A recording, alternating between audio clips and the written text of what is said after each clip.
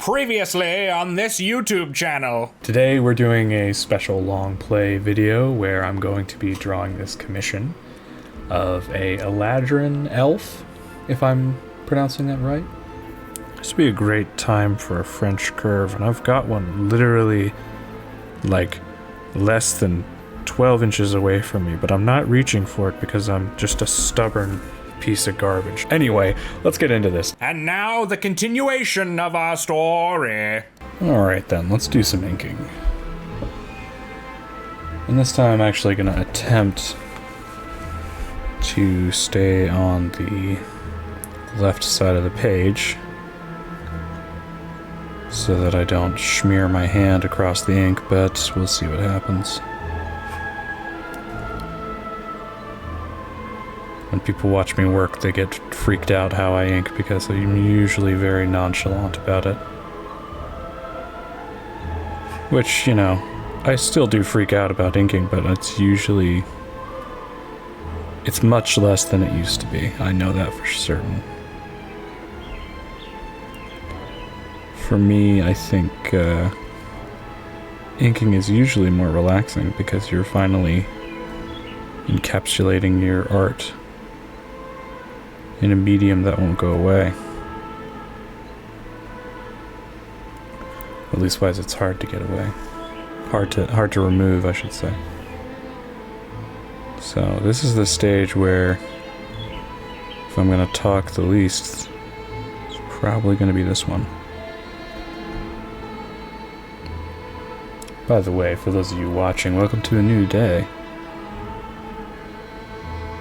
We have traveled into the future. Well, really the past by the time you're watching this, but still. It's a new day for me. I don't know, maybe it's a new day for you. Maybe that's something you could try. Watch this movie, or this video in as much real time as you can. Every time you see a cut, just go to the next day. Could be a fun way of watching it, I don't know.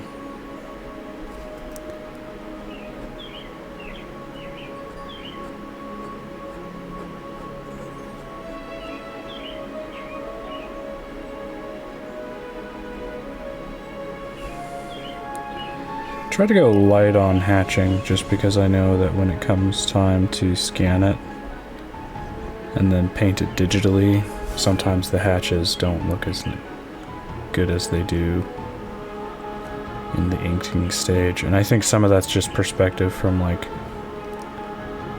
moving from traditional to digital, and I think the other part of that is also like after you finish, like in the moment while you're inking, maybe it's like really good. But then afterwards, when you're working with it again, maybe you're not as happy with it.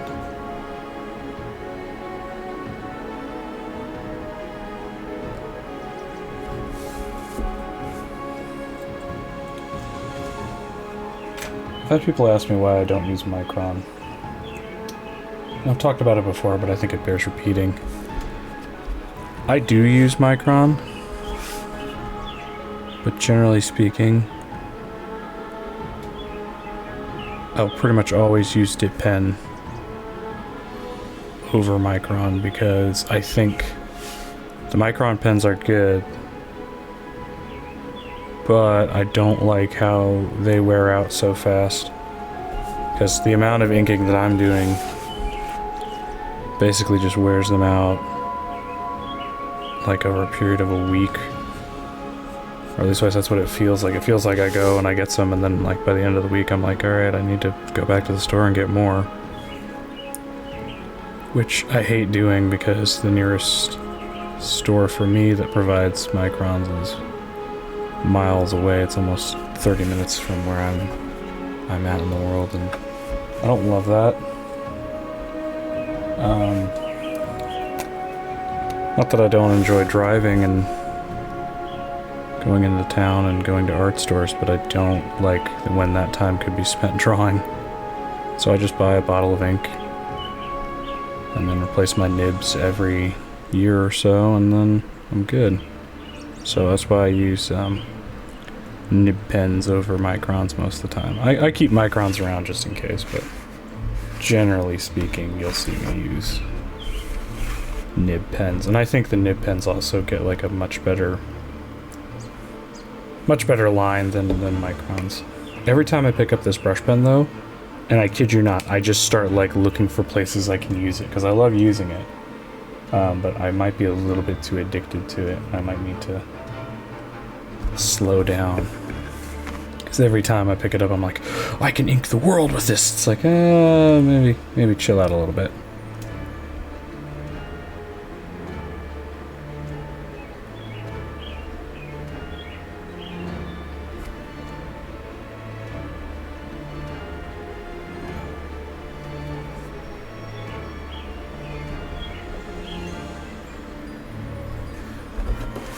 You'll see me when I'm doing the edges of the drawing, or where I know that there's nothing touching. So like here on this arm, I'm pushing a little bit harder, getting a bit more ink on the nib, so I can have this nice thick outline. Basically that's so that the character stands out, and it also helps later on when I'm coloring. It helps show where the edges of my character are, so it's easier to make that selection digitally. You always want to keep your process in mind, because especially if you're the only one that's working on the comic, you know, it's just you, and you're just setting yourself up for a little bit less work later. If you're working with somebody else, you really have to try to keep them in mind and be considerate. Be kind to your help.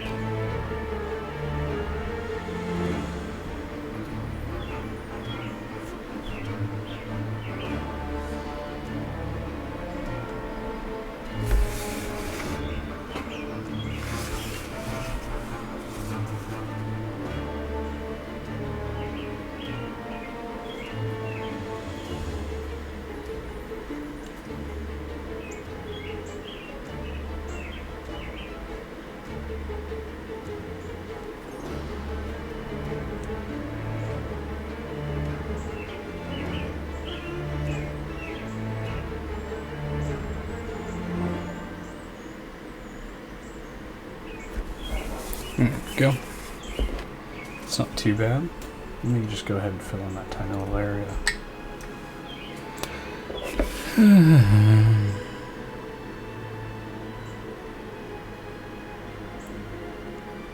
I do wish there were more fantasy comics out there. I'm sure there's plenty that I'm not seeing. And what I mean by fantasy comics isn't like, oh, you know, like a Sword and Sandals Barbarian, or like Conan the Barbarian kind of situation. Although I think there's definitely a time and place for those stories.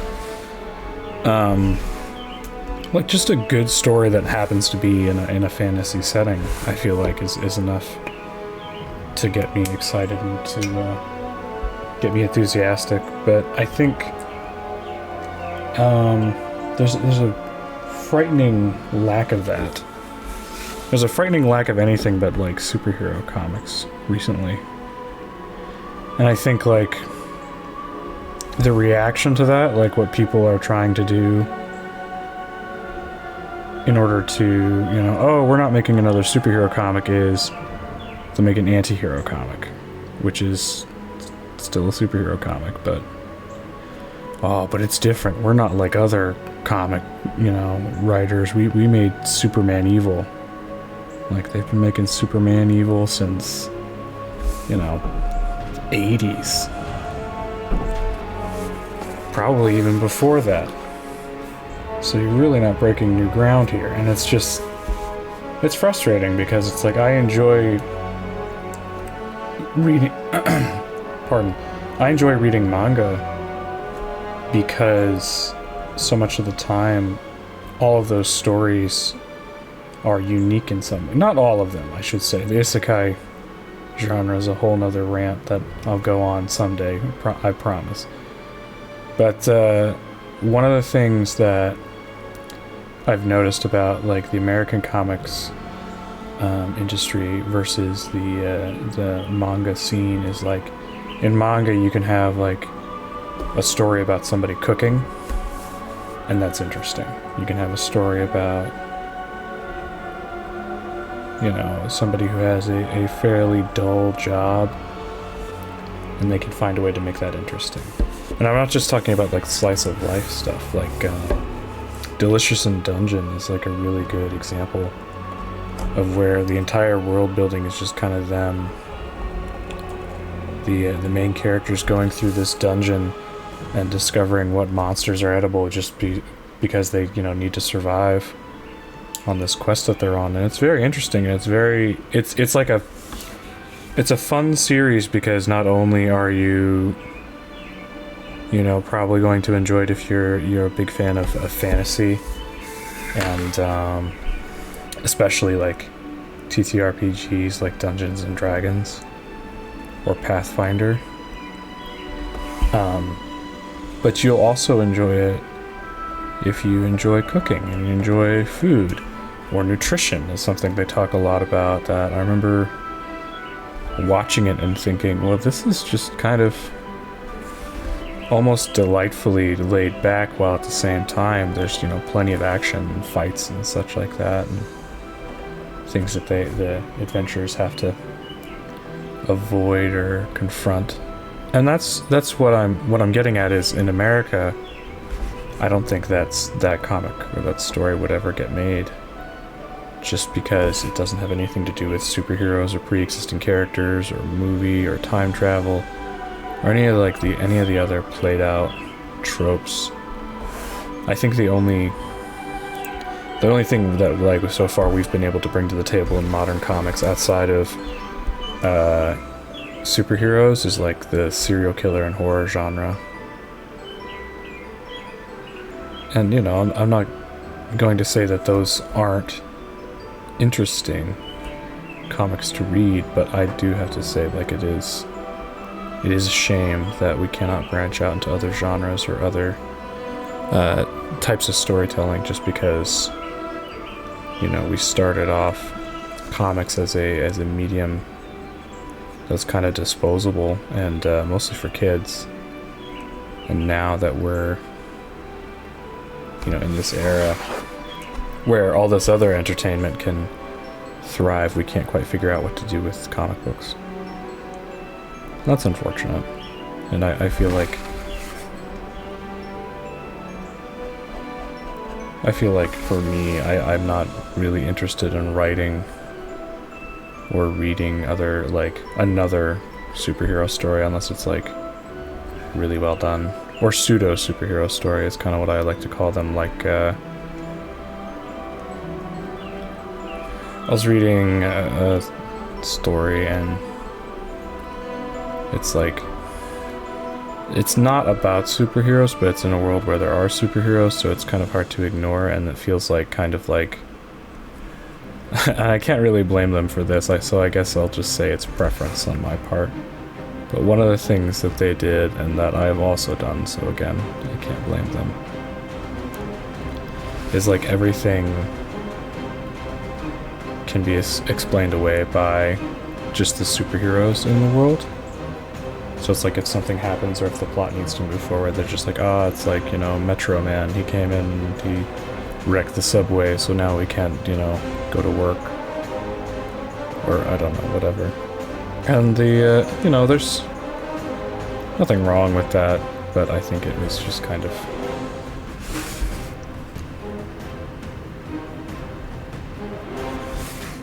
I'll say this, I don't think that the superhero genre is bad, I just think that it needs to evolve. Let's put it that way. But yeah, about like using your world setting to kind of just like solve all your problems. I've done that with Magic before, so I'm not hasty to criticize that, because definitely the way that I write fantasy, at least, a lot of the times my my answer to people that ask me, why do you write, fantasy comics is like, well, because it's easier. And then they get kind of like upset or confused, and they're like, well, I thought fantasy was really, complicated, or how dare you call it simple? I've been writing my fantasy novel for years. And I say, well, that's probably because we're doing it in two different ways, because the way that I see fantasy isn't like, I don't have to write something that like Tolkien would be, proud of, or I'm not trying to write a novel or really, break new ground or have a unique magic system or something like that. Although a lot of times I do come up with those things.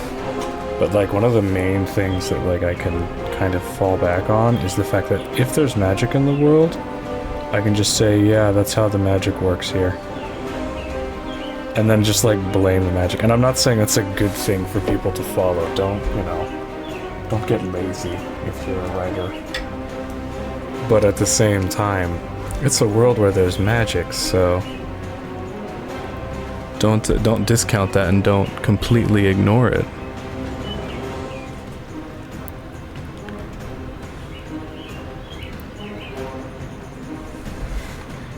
That's something I appreciated about the Witcher books and the way that they used magic. It was almost more like in the early books, I don't know, I haven't finished the series, but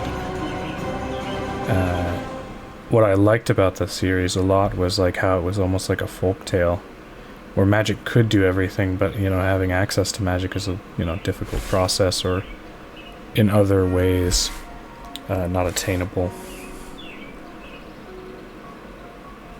Or a story would get resolved or have an interesting twist because of magic.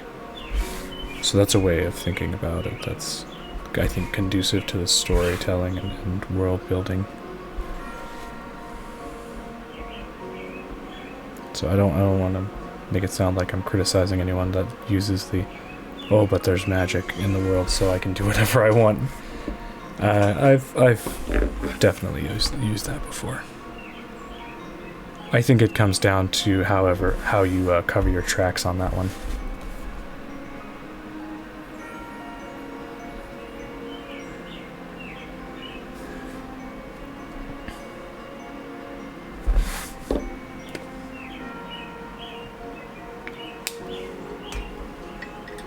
Something I like to do when I'm inking is I like to go in and it's like where I know there's going to be shading, so like here. Let me just get this outline. I'll do the outline of the shape, but I know that I'm going to be doing shading with ink. So I'll get the outline figured out, and then I'll kind of outline where the shape is going to be. Just like these little kind of small wavy lines. Very light, very easy. Nothing too committal yet, and then I'll go in and maybe if I'm doing hatching, I'll kind of hatch in where I want it.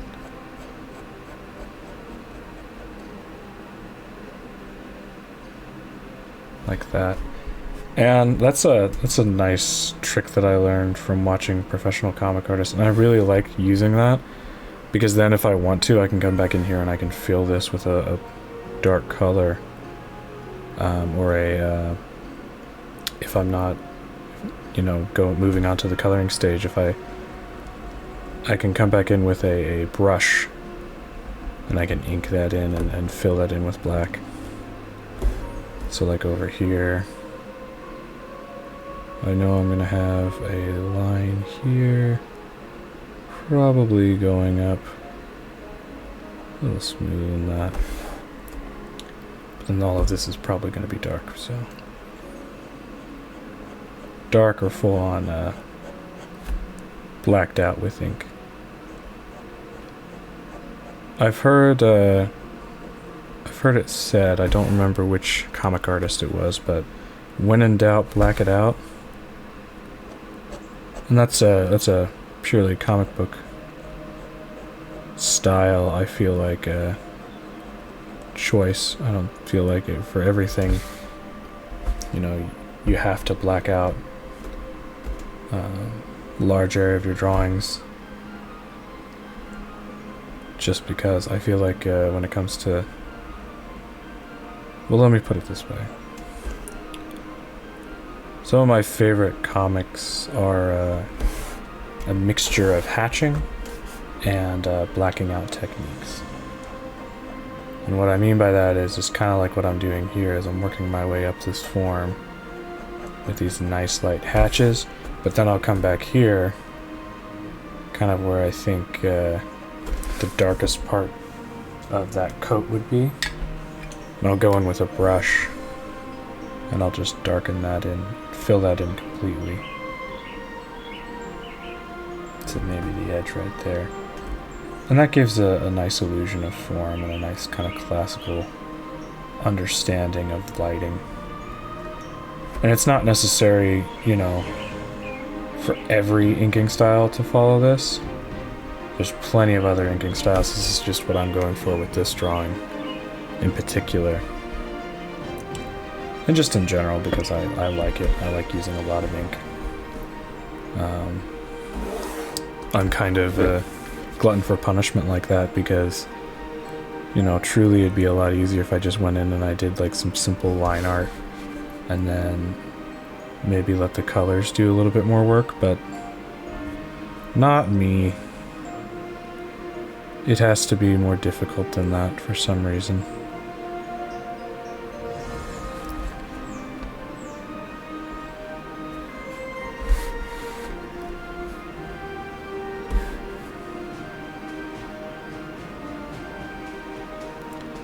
You can break a few rules when it comes to lighting. Like, I know that my light source is coming in from this direction, kind of like head on. Whereas, like, there's a really strong shadow back here. And I know that, like, not all of the elements here are going to obey that rule. Because eventually I will mess up. I'll try to keep that lighting in mind as much as possible and not mess up. But if I do mess up, there's a lot of techniques that you can use to fix that before you pull out the whiteout. And sometimes you just make conscious decisions anyway to just, you know, leave it, because maybe it looks better. And that's the nice thing about comic art, just art in general. You can, and the masters will tell you this anyway, but you can go ahead and just ignore what reality says, or maybe what science says, to make a nice drawing.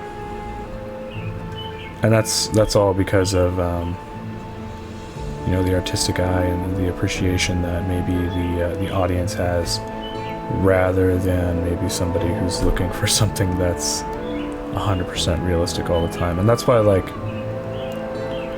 when I would work with painters or with other artists, they weren't really interested in realism.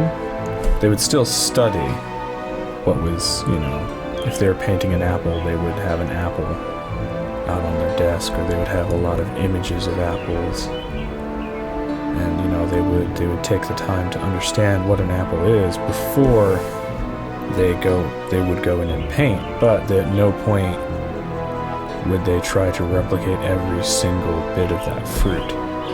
They would always, you know, sample bits of reality to ensure that they were communicating. But at the same time, they knew that what they were creating was an illusion of an apple on a canvas. So what they did was they took their knowledge of whatever apple or whatever they were painting, and then they would use the filter of their experience and the styles that they've worked in and the message they wanted to create in the piece to create that artwork. That's basically just how art works. It's a window into your experience and into your understanding of the craft. So, but above all, it's a communication. And that's where you can kind of get lost in, like, the obscure side of, like, the art world, where it's just like, oh, well, it's, you know, my truth, or it's my version of this or whatever, and, you know, people want to argue with you about that. And I get that to some degree, but I think on a realer sense, if art can't be understood, and it can't communicate, then it's not very effective, or it's not as effective as it could be, and that's always a shame. I love looking at the old, classic illustrators like N.C. Wyeth, Norman Rockwell, Line Decker, and such. And they did a very good job communicating. And you could argue and say, well, they were making posters, or they were doing, they weren't really making art. Well, yeah, they were making art. They were communicating. That message can be anything that you want it to be. Even if it was like, Hayden Sundblom, he was painting, he would paint these massive paintings where the faces of the character had to be as big as, I think, about 5 inches. So if you know anything about painting, that means, the canvas is like maybe 3-4 feet tall or across, I forget which, but it's very, very big.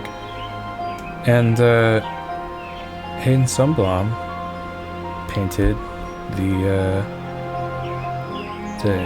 Santa Claus for a little company known as Coca-Cola.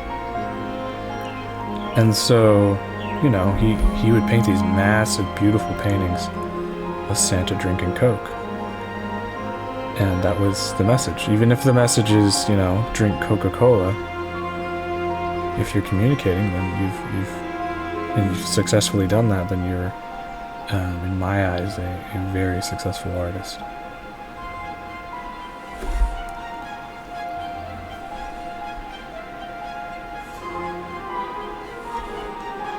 And that's the same for, like, even if you're doing comic art, especially if you're doing comic art. There's so much to communicate. It's difficult sometimes to find ways to illustrate all the things that you want to tell your readers. Finding a way to get that information while still staying within the pages that you're given and the time frame that you have. And communicating an art style, that's a lot. But it's worth it. It's well worth it. I guarantee it. If you've never tried it, try it at least once.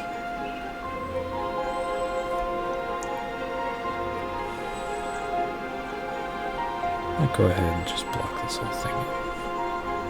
Yeah, I like that better.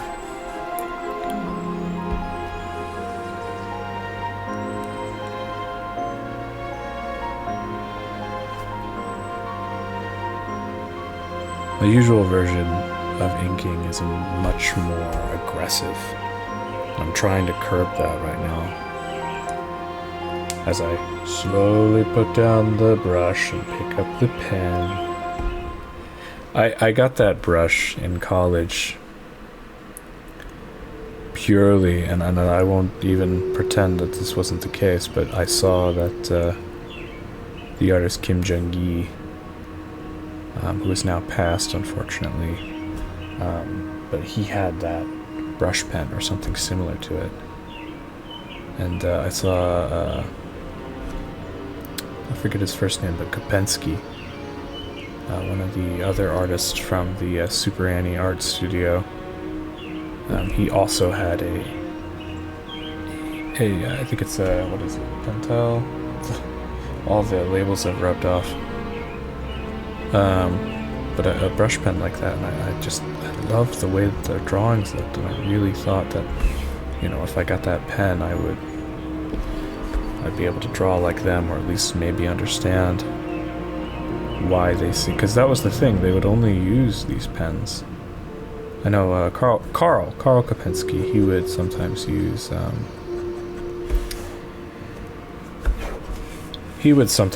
some pencil drawings and stuff like that. He did a lot of artwork for, I think he did paintings for Magic the Gathering as well.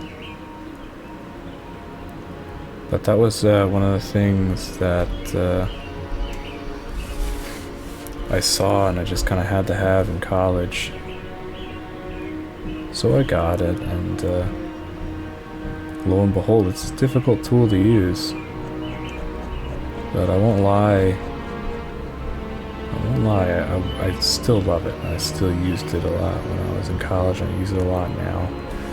I think mostly it's just stubbornness that helped me when I was trying to figure out how to use it, because I'd spent so much money and waited so long to have it shipped in from Japan.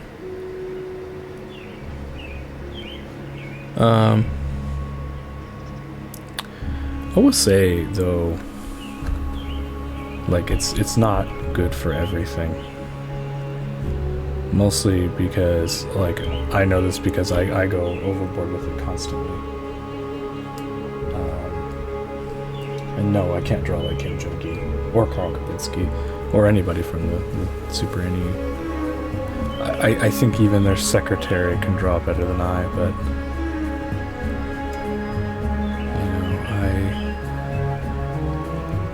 still really enjoyed.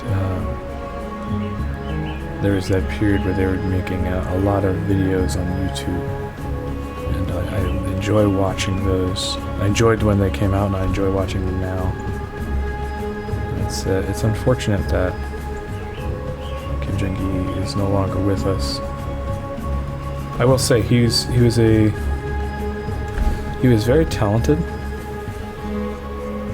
was very good at what he did. But a lot of his stuff is very inappropriate, so browse with caution, I'd say. But yeah.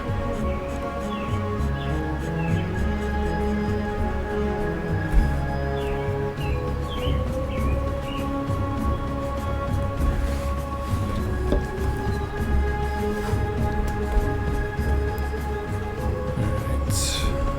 Let's take a step back from up here, I think.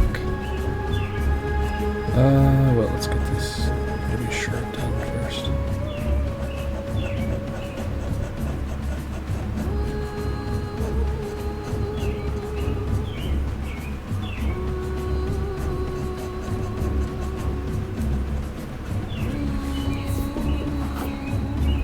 Don't love how that shirt looks right now. I'll try to fill in lightly some of these areas, see if I can't bring back some of the form I'm looking for.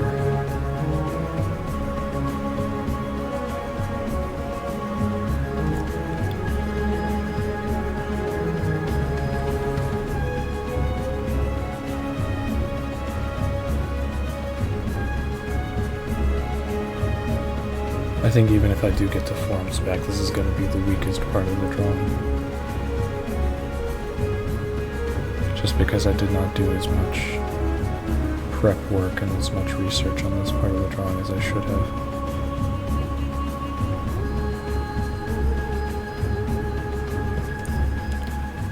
That's on me.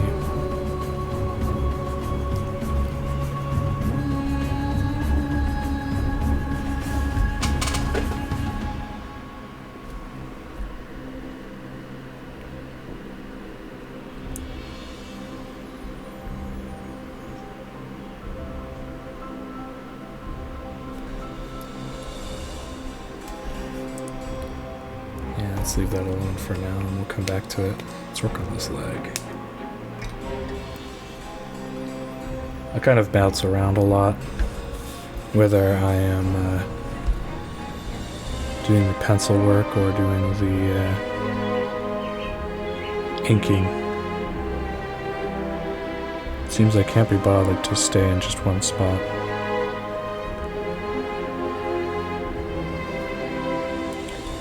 And that's good for, like, you know, I don't get bogged down in just one area or the other, but it's not so great when you forget to do things in one area because you got bored and went to go do something else. I won't have to say that happens a lot, but, you know, sometimes. Recently I've been working on DFD, trying to get the chapters done for that, which by now, if you're seeing this, hopefully that's either finished or close to finished.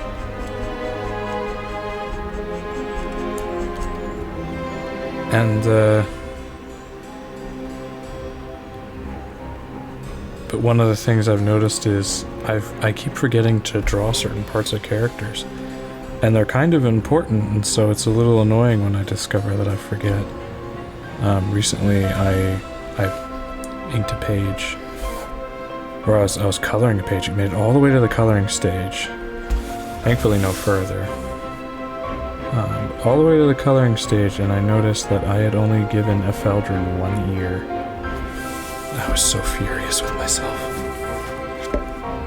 Like, how could you forget the other ear? It's not like it was a small thing either that I could cover up with hair. She has these very long ears. But apparently in my rush to get these panels done, I had forgotten it and was very upset with myself.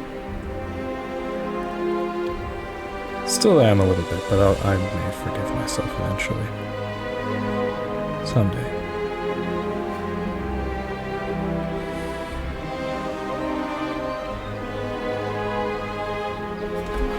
Make sure these outline lines stand out.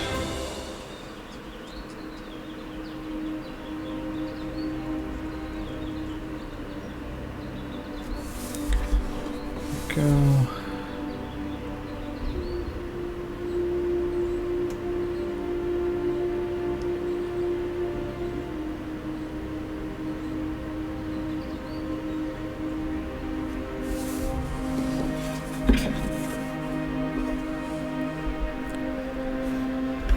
You'll notice I turn my page a lot, and I've seen some people where they immediately when they go to draw, they tape their drawing to their desk, and I'm sure there's a good reason for that. I just have no idea why they would do that, because your wrist can only move naturally and comfortably in so many ways.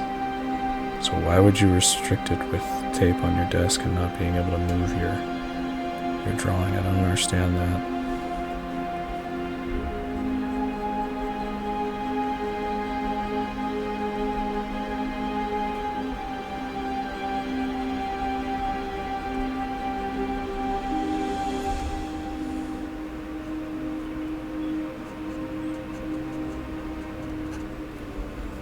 Mm-hmm.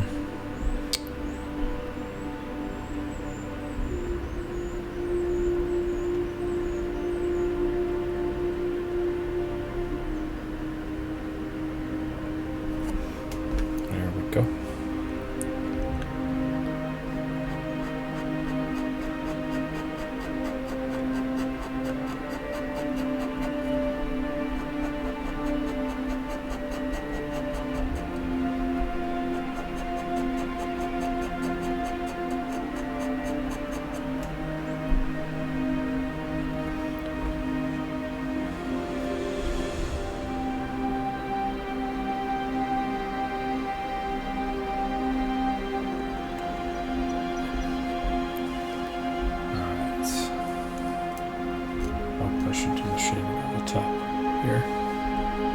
Before I get too excited. Essentially this stage, I'm just visiting certain areas, and if I like how I've drawn them and how I've gone across it with the ink after the line work is done, and by line work I just mean like the simple stuff, no shading, nothing like that. But if I'm happy by the end of that, what I'll do is I'll just kind of go back over it and get the fills in finished with my brush, and then just move on to another area. Do the same thing. Sometimes what they'll do, what I've seen other people do, is go over the whole drawing with a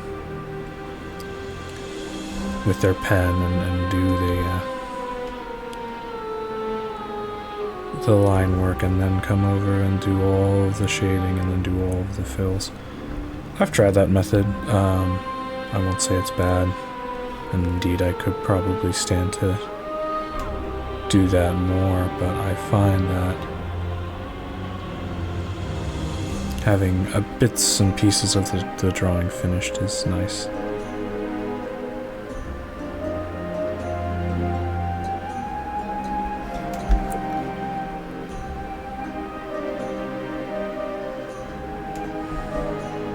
I think it's mostly impatience. That's the reason. That's the translation of my previous statement.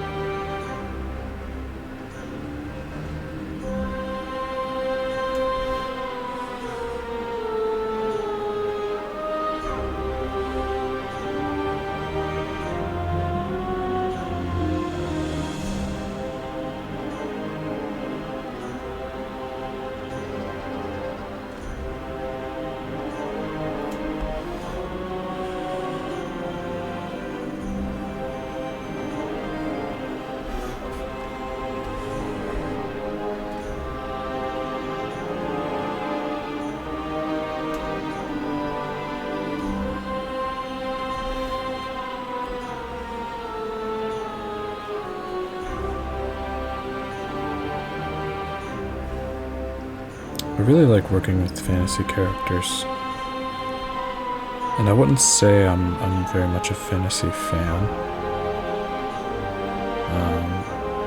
It took me until I was in college to watch Lord of the Rings, because I feel like I knew too many fantasy fandoms, not fans, fandoms, where they're absolutely obsessed with the stuff and they know Elvish and whatnot, and I've never been a big fan of fandom in the sense of only experiencing or only reserving your utmost excitement for just that one thing. And I've never understood why you would do that. Why only say like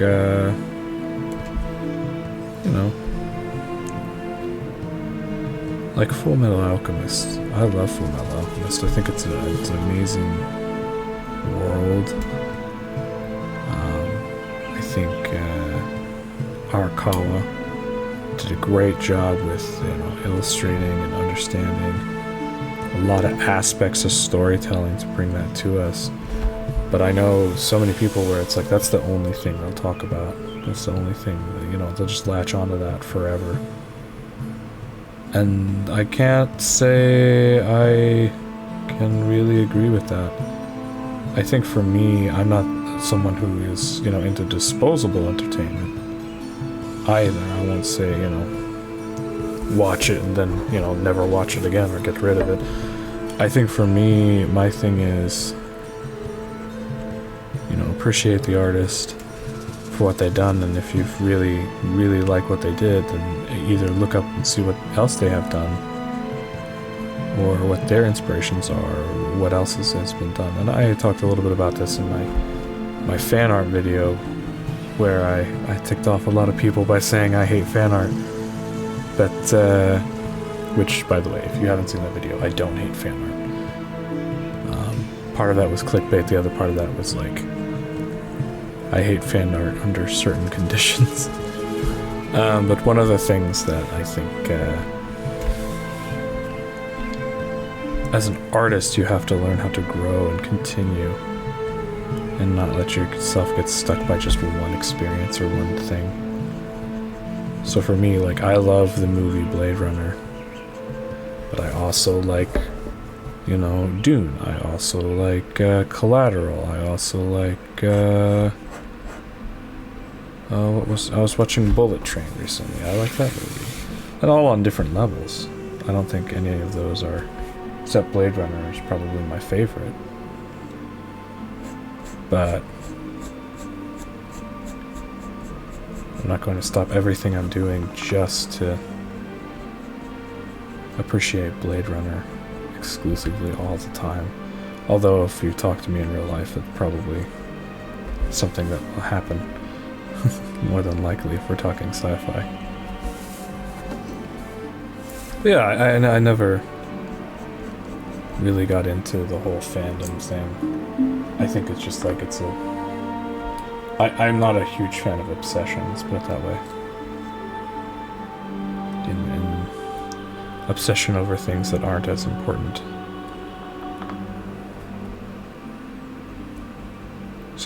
Now I say that, and I think a lot of what I do is obsessive. And I'm obsessed over different things. I'm obsessed with improving myself and improving how I draw and how I work. Finding ways to tell stories that I want to tell. Enjoying life in a meaningful way with people that I like. Stuff like that. And I won't pretend like I'm like that 300% of the time. I definitely slack off and take time. Like, obviously, like, I read a ton of comic books. I enjoy watching movies. I do enjoy things outside of just art, but a large bit of my time is devoted to art and to getting better. So I wouldn't say it annoys me, but it concerns me sometimes when I see people and they don't seem to have any ambition, but they want things, you know? And I'm not saying just because, you know, you're in a fandom doesn't mean you can improve or get very good at as an artist. Obviously that's not the case. But I don't think it's healthy to get stuck. Let's put it that way.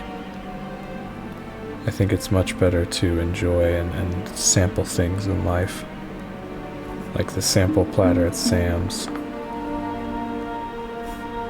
And then take those ingredients and make something beautiful and interesting for yourself out of all of your experiences, and then that'll be something unique. And that's how you find your own style. That's how you find your own creative voice.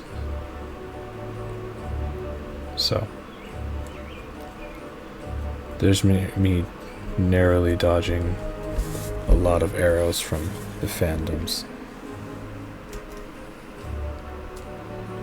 Probably not completely, because I'm sure I'll still get some fun notes later. Although I have to say, the community surrounding this channel has been very nice and very gracious to me. So I appreciate that, and I'll try not to abuse that kindness.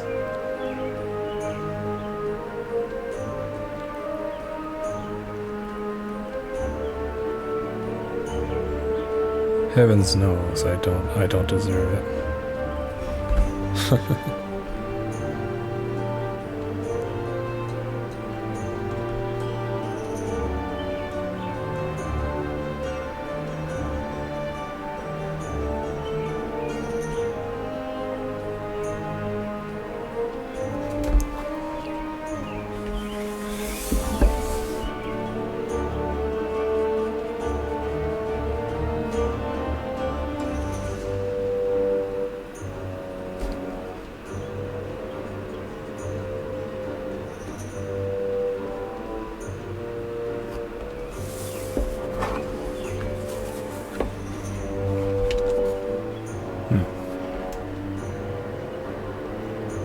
So this character, Whim, it's an interesting character. I've never really known too much about the Eladrin, this fairy race in D&D. Sorry, fairy elves. There's a whole thing about the Fae realm. And I might have to study more about them, because they were kind of interesting from the light bit of Googling I did on them. But as I understand, there's like almost like some sub-races, as I understand it, or some maybe phases that they go through, where you've got the different seasons represented. You've got a winter Eladrin, a summer Eladrin, fall, and whatnot. Don't quite know what that does outside of, like, I think there's like some mechanical differences. As far as like, I think one of them is, I forget if it is like with your ability scores or maybe spells or something, I don't know. Which now with D&D 2025 it's completely different, which I've been following that controversy loosely, and I wasn't really that invested till I heard they got rid of like half races. And I thought that was the dumbest thing ever, because they did it supposedly, and I'm gonna try to say this civilly so this doesn't turn into a whole rant and I ruin my inking, but they got rid of half races supposedly so that because the idea of half races was racist. And I'm like, okay, isn't it racist to say that all fantasy races have to stay within their race? You know, they can't, have relationships outside of their race. You can't have like elves and orcs getting married and having kids. You can't have interspecies. You can only be interspecies relationships or something like that, or however you would say that. And that just threw me for a loop and really got me upset, because I was like, that's such an interesting storytelling thing beyond just, the politics of it. Because it's like, you walk across this field and you meet this man who seems to be half this and half that. Maybe he's half centaur and half mermaid, or whatever their mermaid race was called. I think it's Triton. No, Triton's different. But maybe it is a half Triton, half centaur. But he just has two normal human halves. Even that is like, it's a fun use for storytelling. It's interesting. And I think it's an utter shame that they've gotten rid of that. And I think it's truly a sign of where their interests lie right now as a company, outside of what the players want and what people that actually play the game are thinking about. Because I don't think anybody was thinking, oh man, I don't know if I can play this a game with these half elves. People that are from two different types of parents just freak me out. That's just wrong. And that's me, it's my very, very calm and doing my best to not freak out rant about that. I think right now Wizards of the Coast are kind of on thin ice on a lot of things, and I don't know if that's still one of them. I know D&D 2025 is probably not, getting a lot of positive things said about it, and that's unfortunate for them. But I think what they could do to improve that is to kind of evaluate, well, what's the player base actually, concerned about? Figure that out. Like combat. I will say, as a 5e player, there's something about combat that's not quite as fulfilling as it should be. I feel like there's a way to figure that out in 5e, or in a new edition, but I digress.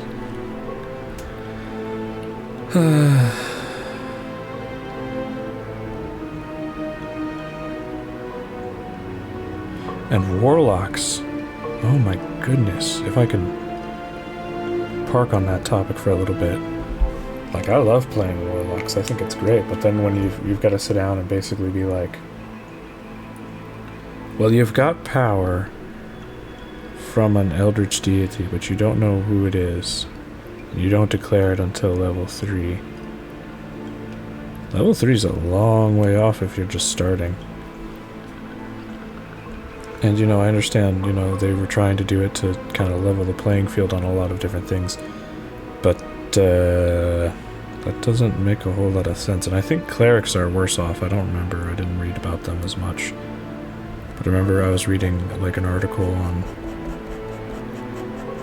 warlocks and how they were...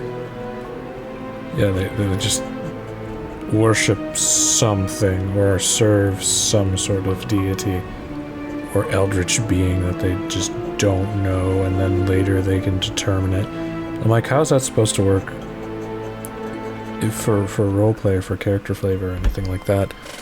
I don't think that's...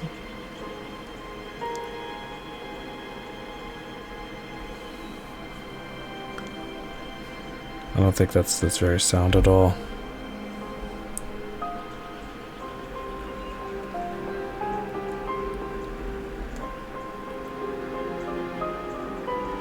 And I don't want to say, like,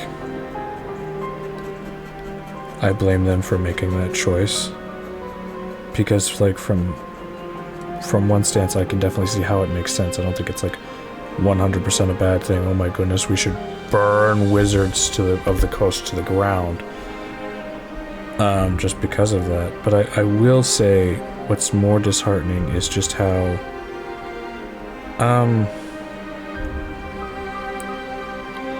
how lazily it was just kind of dismissed. Like, there's nothing in the book to tell you, okay, how you should work with this or how you should handle these things if you're a DM or if you're a player. And that to me is really concerning when they're just like, figure it out, these are the rules now. And it shows a lack of, I don't know, initiative, care. I don't think there's... And I'm not saying, like, I know the writers put a lot of themselves into the book, and I appreciate that, but what I can't quite forgive or quite understand is why you would make such drastic changes in certain areas and just not explain why. Or not give, like, a way to try to kind of help your fan base, you know, operate in this, you know, new space. So, like, you know, that'd be like if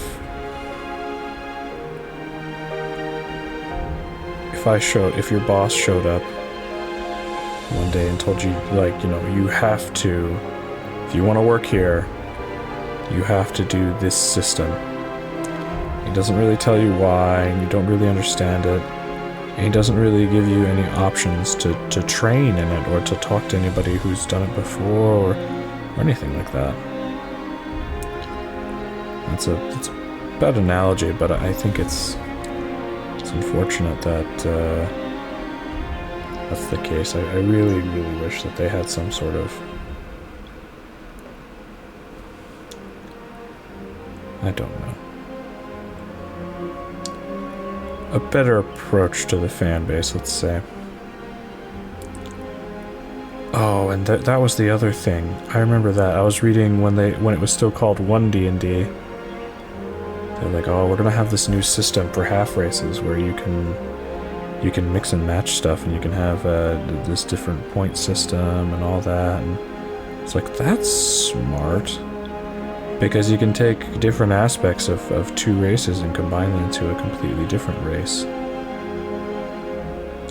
And it was such a neat idea, because that just opened up a whole new avenue for a bunch of different character creation options. And then they were just like, no.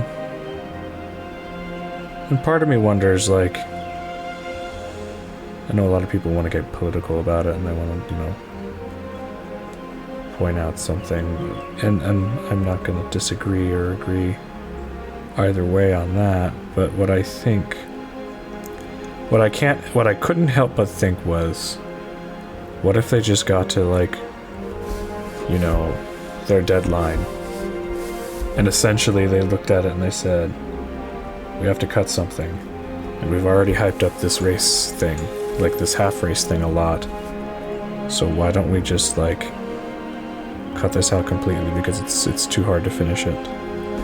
And then we'll just release the books and say, ah yes, half-races are somehow wrong.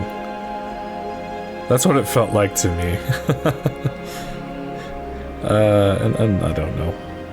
Again.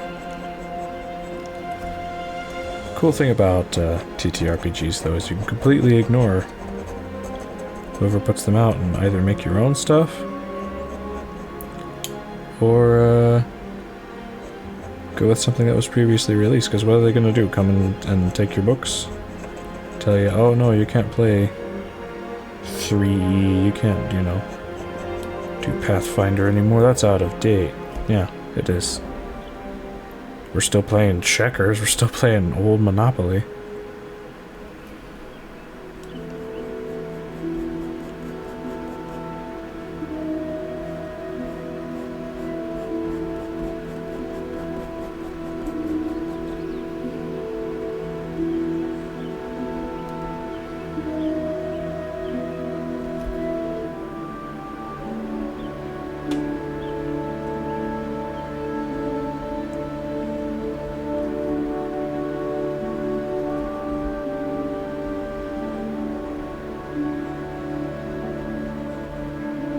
I think at the beginning of this I said I was going to keep my hatching to like a minimum, or like at least try to control it. I think that's gone out the window.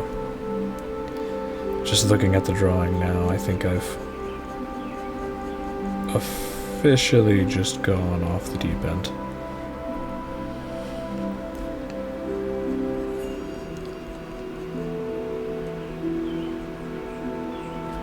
That's okay.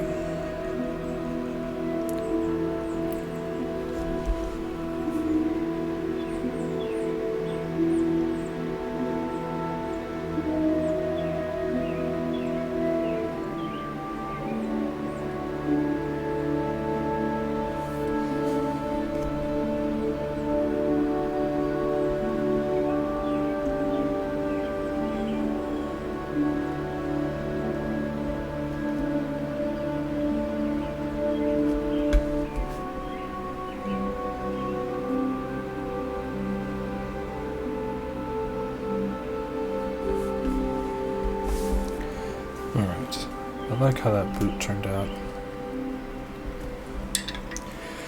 Now let's go and let's tighten up some of this.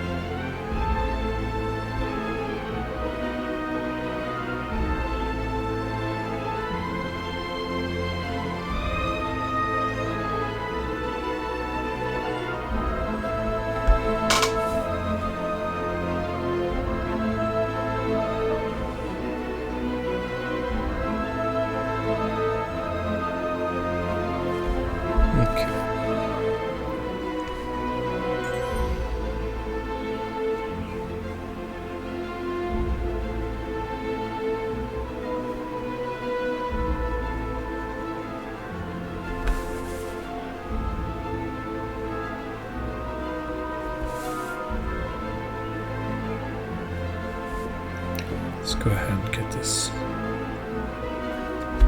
barrel out of the way, why don't we? Or part of it at least.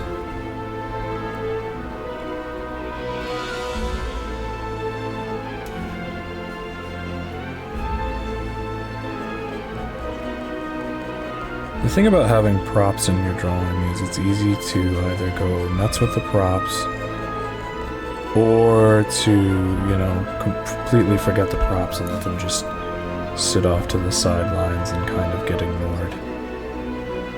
I think there's a balance that should be had, but I know for certain when it comes to either props or characters, always pick characters. Unless somehow you've got a prop as your main character, it's important that the characters are the main part of your story and the composition. Now, this isn't always true, of course, in comics, because in comics you have to, you know, show things that are happening maybe off frame, or something that's happening in a different space, or something like that. But in general, characters are the most important thing. That's why it's important to study anatomy. That's why it's important to study expression and all the ways that you can gesture sketching, and all the ways that you can show your characters and make them come alive.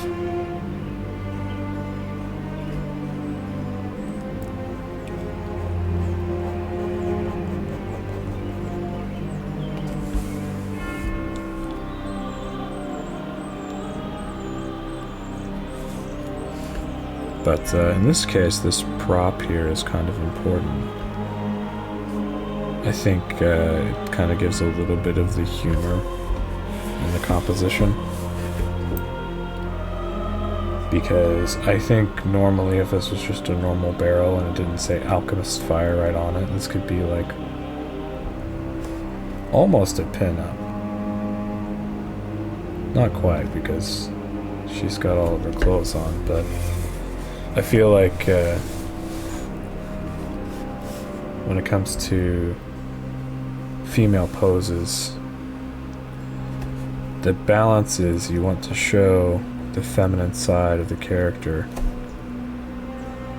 without necessarily exploiting that.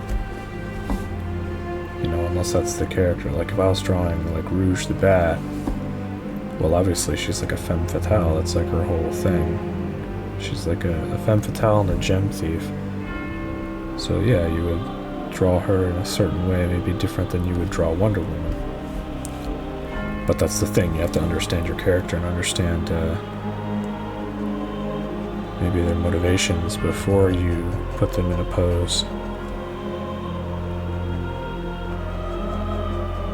But still keep them female, obviously. I think it's unfortunate nowadays where we have so many characters that are getting like these female versions, these female counterparts of them, and some of them aren't all bad, but like I think it's unfortunate that like you essentially try to you know show it's like, ah yes, you know, we've got Thor now, but Thor's a woman. But you haven't really remade Thor as a character. And I'm thinking more like, I think in the movie more than in the comics. I think they did better in the comics. I honestly don't know, because I don't really read Thor. But I remember like seeing that, and they were like redoing a lot of the iconic Thor covers with Jane Foster's Thor. And something that like kind of struck me was like, if you were just gonna do Thor again, why make him a woman? Because that was the thing, like if the character's exactly the same, just reskinned, you know, why would you do that? Why not make like your own interest? If you want to show that women are interesting and powerful and they are, and you know, strong, capable and whatnot like that, then make your own interesting characters. Don't piggyback off of, you know, there's no need to make a female Captain America or a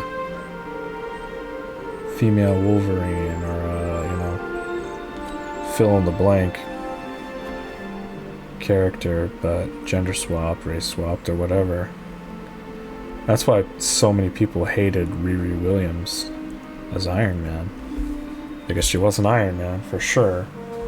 But then she also just was a super annoying character, because she just showed up and she was just super smart and great and everything and all that. And I'm just like, you know, where did she come from? What was her idea? You know, what was her purpose before this? Who is she? And I remember reading that first Iron Man thing, and they're like, no, this is pretty much the first time she's ever showed up. And I was like, well, I can see why people are mad. It's like, there's no way. Because they didn't do that with, like, with Spider-Man. They had Miles Morales. He was a well-established character before they brought him in, and he was, you know, Spider-Man, while Peter Parker was... I think in the Ultimate Universe he was dead. And, I think that's, you know, there was enough story there before Peter Parker died.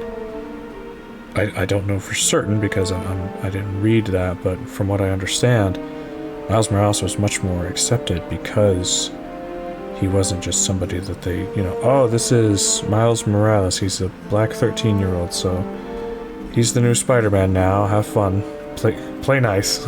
It's kind of like, you know, it's like when your parents bring in a new kid, and just because they're new and about the same age as you, you're supposed to get along. It's like, no, that's... What? It's like, he's into dinosaurs and I'm into trucks. Why would we ever get along? That's the way that, like, it was at Marvel Comics for a really long time. With the Marvel Now thing that just utterly bombed. They just kept having these reinterpretations of characters that they already had, and they kept trying to sell them to you like they were the original characters, but they weren't. They're like, again, why can't we just have the original Iron Man? Why can't we just have the original Wolverine? Why can't we just have all, you know, the original characters back? Oh, well, no. When I have diversity, inclusivity, and all that, and, you know, I don't think that's necessarily a bad thing. I think what's bad is when you're not being creative, and that was definitely, like, some of the laziest things I think they could have done.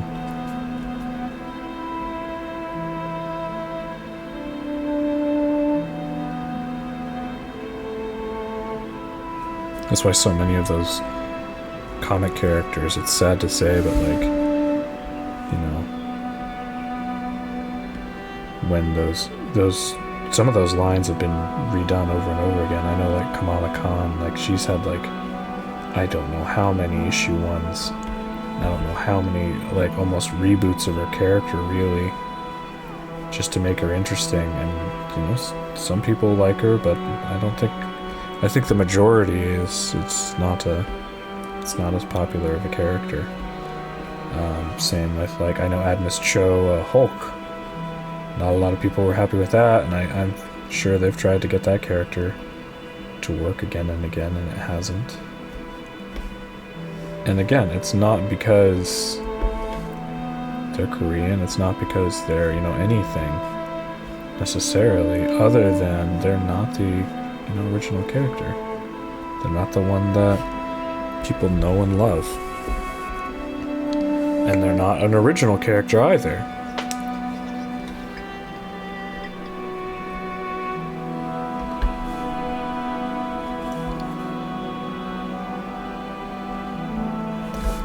But to go to the other side of things, it is difficult to make new things in American comics. Because the way that the story is, the way the story always has to go is, you have superhero A has to fight villain A, B, and C. And, you know, you have to have your origin story, which has to stay exactly the same as it was when it was written in the 60s. And you have to have, you know, the girlfriend, but it has to be the right girlfriend, or it has to be, you know, maybe changed or dated up for the times or something. And then you've got to have, you know, all the same story beats, so you can't be too creative, but it's got to be new and fresh still. So it's a tough job working with those characters and trying to get them interesting and get them right every time.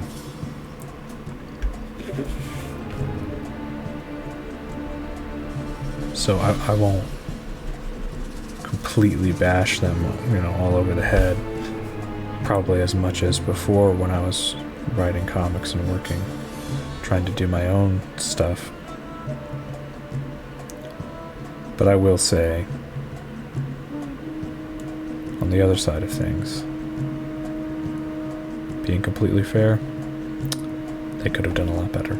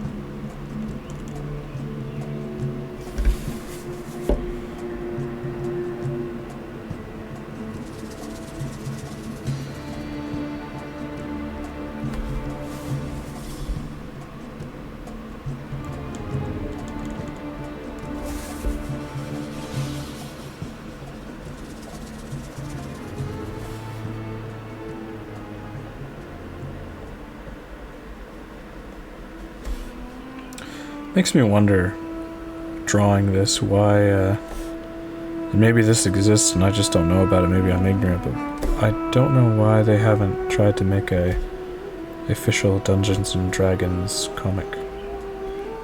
I mean, I say how hard would that be, but, you know, I'm sure it's quite difficult, but I know a lot of great series and comics and games have come out of Dungeons and Dragons. I don't know why they wouldn't. I know they've got novels, and I know there's like a whole lore there to the Sword Coast and Baldur's Gate and whatnot that I don't know very well. But I wonder if they couldn't find a way to tell those stories, or maybe even tell new stories in a comic format, or even just like if they did like an anthology series, that'd be kind of cool.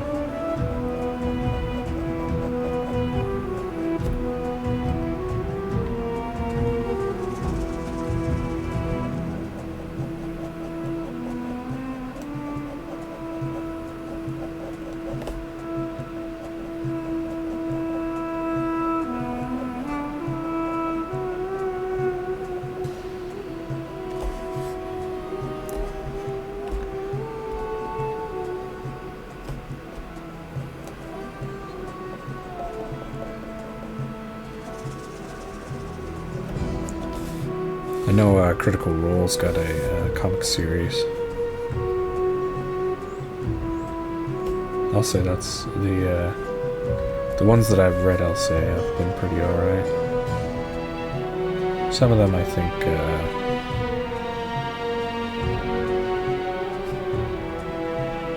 how do I put this nicely? There's one or two I'm thinking of in particular where I think the art is a bit of a problem,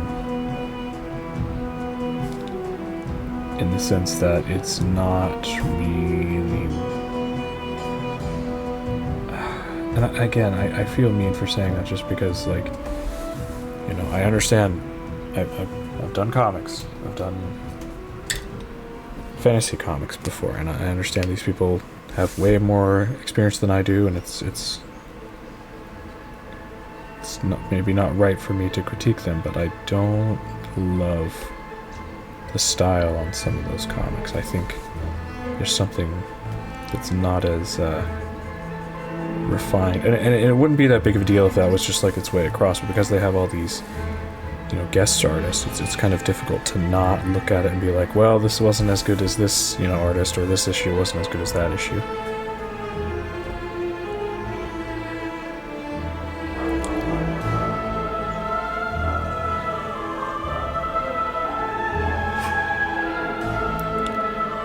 But again, it's difficult to do anything in comics, especially when you've got to adapt those kind of characters. I know Critical Role's got crazy amount of lore, but then also just like everything about their characters is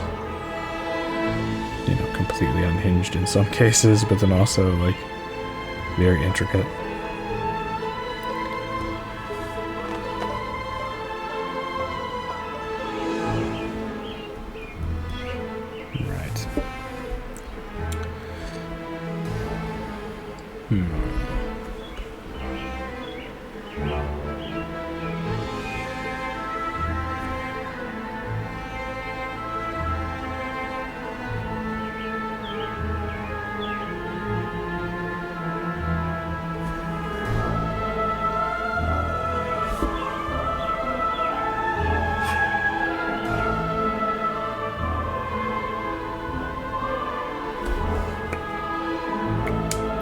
Probably say something nice.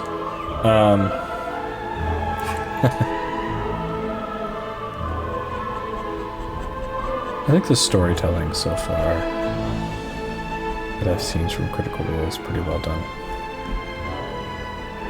And I say that having watched all of like Campaign 2. But I think like overall they've done a pretty good job in their world and in making, the way that they play D&D accessible for everybody. And entertaining. But more than just entertainment for entertainment's sake.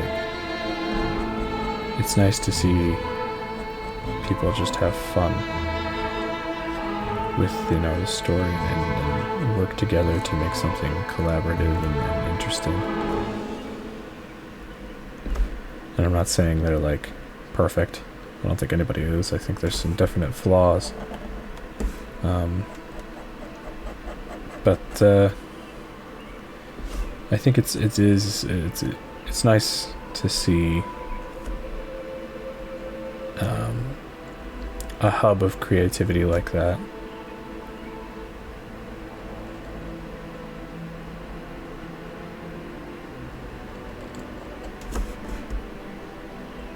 I think in general, TTRPGs are really good for creativity because they really challenge you to think. Not just in-game, but even before you sit down to the table.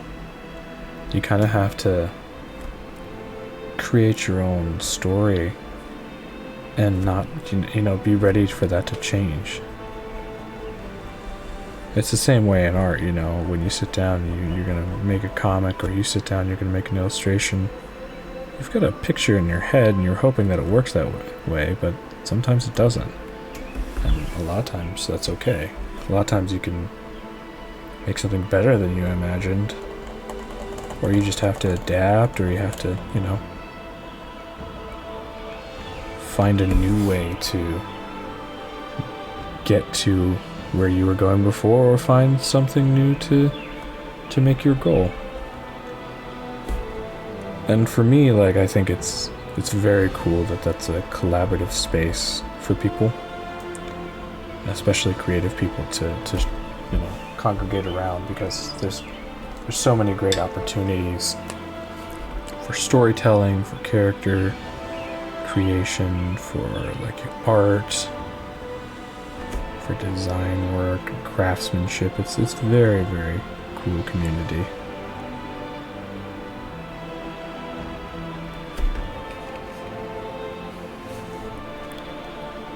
It's not for everybody, but it's quite interesting. Quite fun. And that's why I like working on characters like this, because usually by the time you get them for official character art, or even fan art.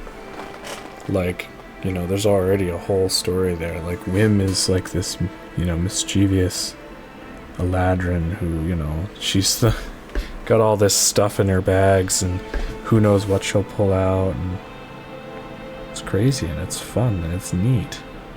Because now I get to come in and I get to collaborate essentially with this, you know, creation that's already been made and put my own unique spin on it and how I'm drawing her and how I'm contributing to the original artist's vision. It's very, very fun. It's very exciting to be a part of that.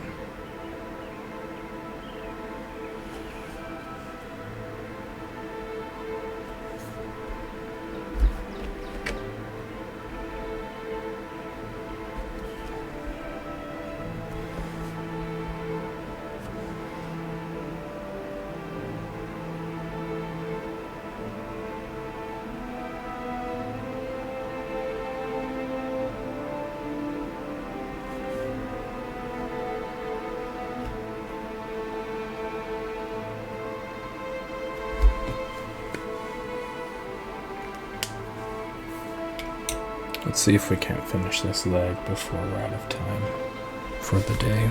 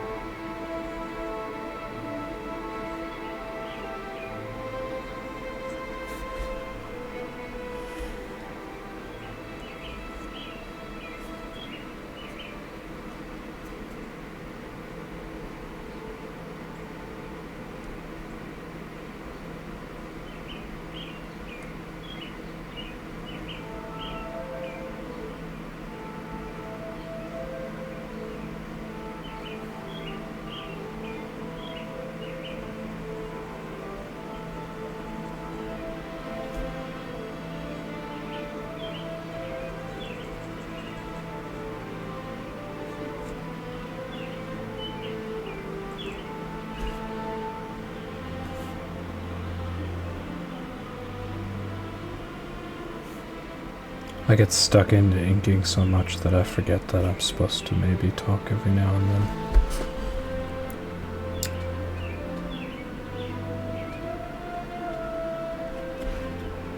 One of the things that was interesting to work with this drawing is the way the character is sitting is both on the barrel and in the barrel.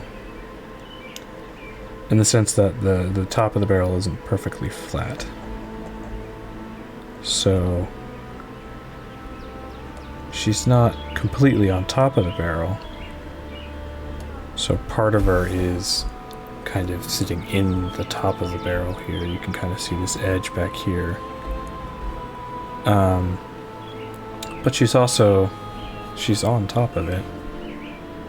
Mostly. So I kind of had to look up some reference with legs and hips and how they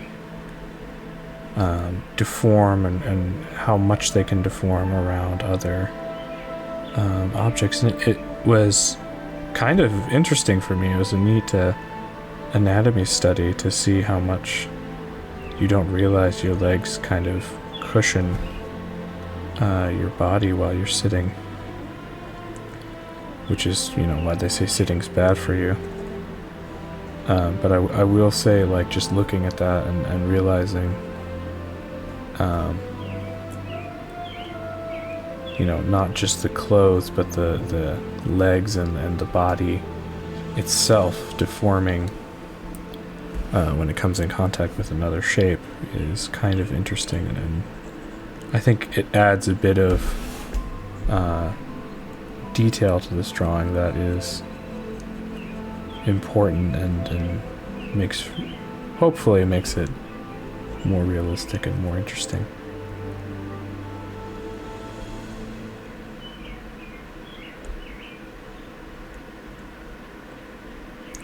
And that's something that you can do while you're working on your drawings, even if you're doing something fantastical or something that's, not real. If you inject just a tiny bit of reality into it, sometimes you can make that thing pop even more and make your illustration much more visually appealing. And then also rooted in a sense of realism. I know, even Salvador Dali and Picasso, who were, artists that dealt in the surreal, still were working in they were still classically trained. They still thought about, light and shadow and form and such like that.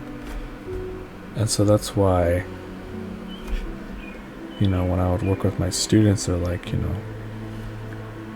I'm only interested in drawing manga. And I'm like, well, manga artists are constantly talking about these classic artists, and those classic artists are constantly talking about, the forms of things and the classical ideals of, measurements and proportions and stuff like that. So it's like, maybe you should also do that. I would surprise some of them with that. Because usually I think what they were trying to get me to say is, well, maybe challenge whether or not, cartoons or manga or whatever was actual art. And that was never a question for me, because obviously, I grew up watching cartoons. I read and watched anime and manga in my later years, so I was like, yeah, it is an art. It's an art form. But we're not discussing that. What we're discussing is what you need to make that, and what other people have used to make the things that you enjoy. You should always try to find out the artists in your life, what they, what were the artists in their life, what was the inspirations that they, drew from, sometimes literally.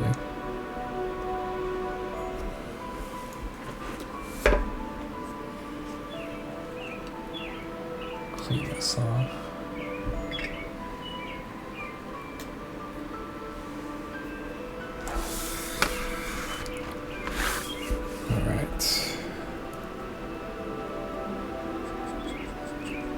Now you'll remember this leg was a pain in the butt when I was doing it in the penciling stage, and I would say it's carried over into the inking stage.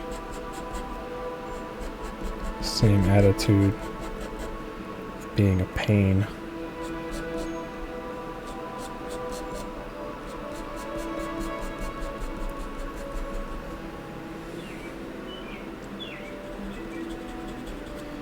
For no good reason, I might add. I've given it every opportunity to be easy and fun. It's like, no, not happening. So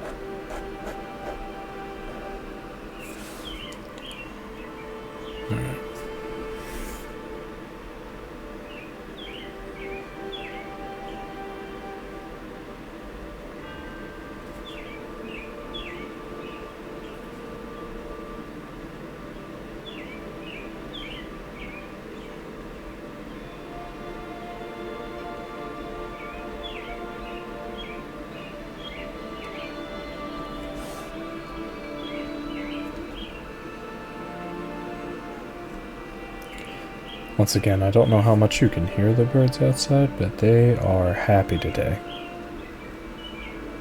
They're very, very jubilant.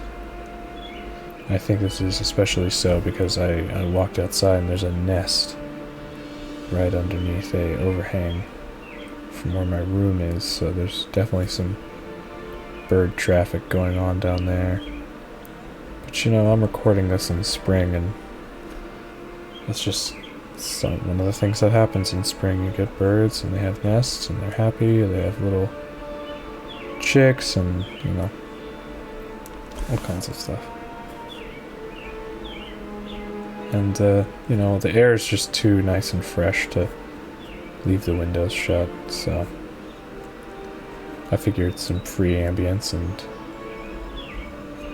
if I go back through and listen to it and it's too loud, I guess I'll close it in the future, but I'll enjoy it for now. Alright. I think what I'm gonna do is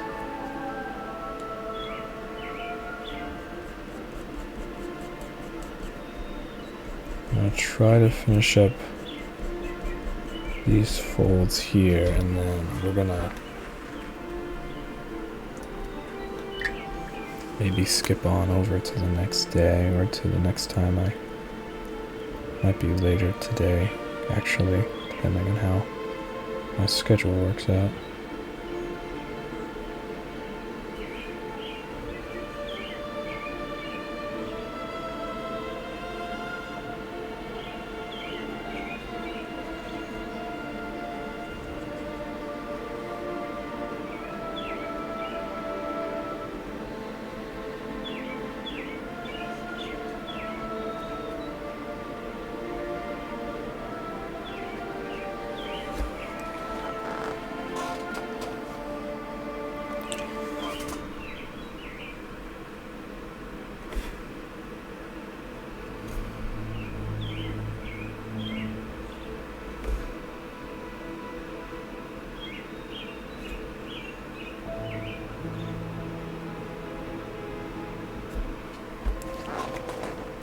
Alright.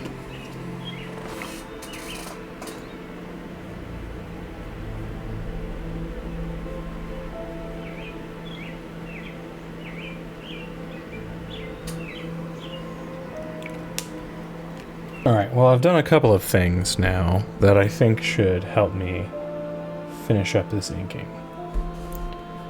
One, I cleaned all my pen nibs. So now you can probably notice they're a lot smoother than they were before. And two, I took a lovely little nap. Only about 10 minutes, but let me tell you, I needed it.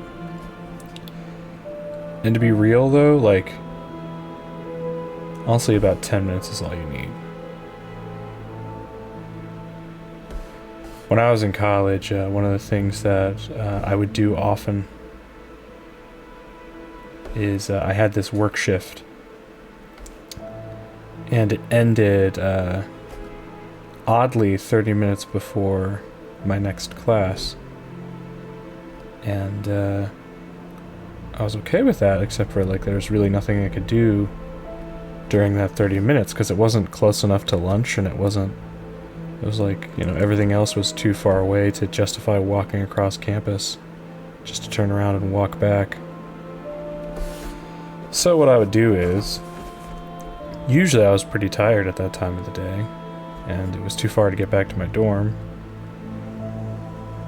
So I would sit at my desk, and if I was really tired, I would take my jacket, because I always had a jacket at my desk, roll it up, and I would sleep underneath my desk that I had in the kind of lab space that we had there.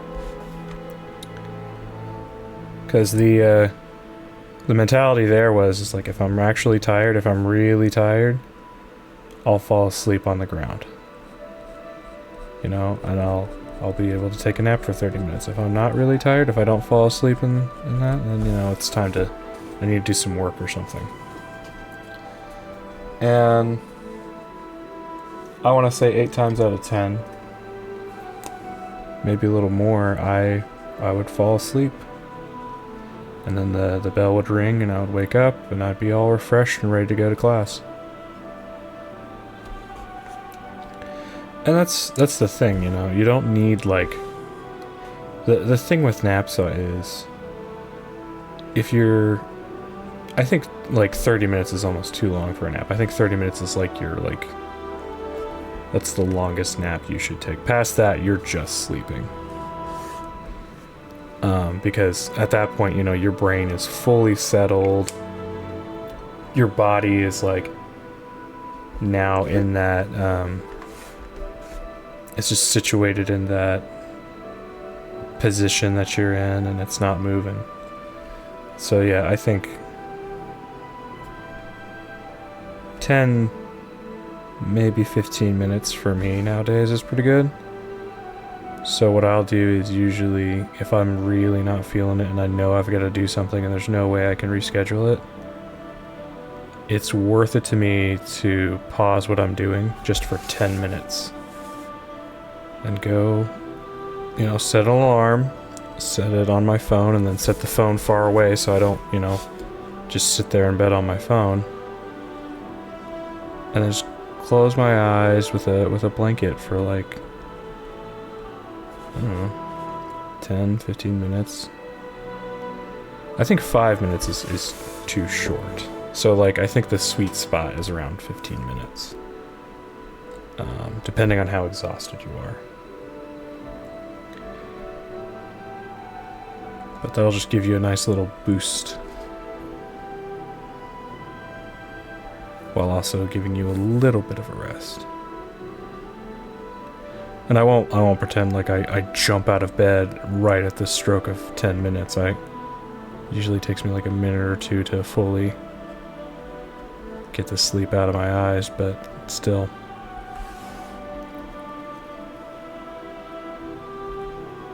Just take those 10 minutes and then get back into work. It's a good way of promoting productivity, especially like when I'm doing, you know, 14, 15-hour days like this.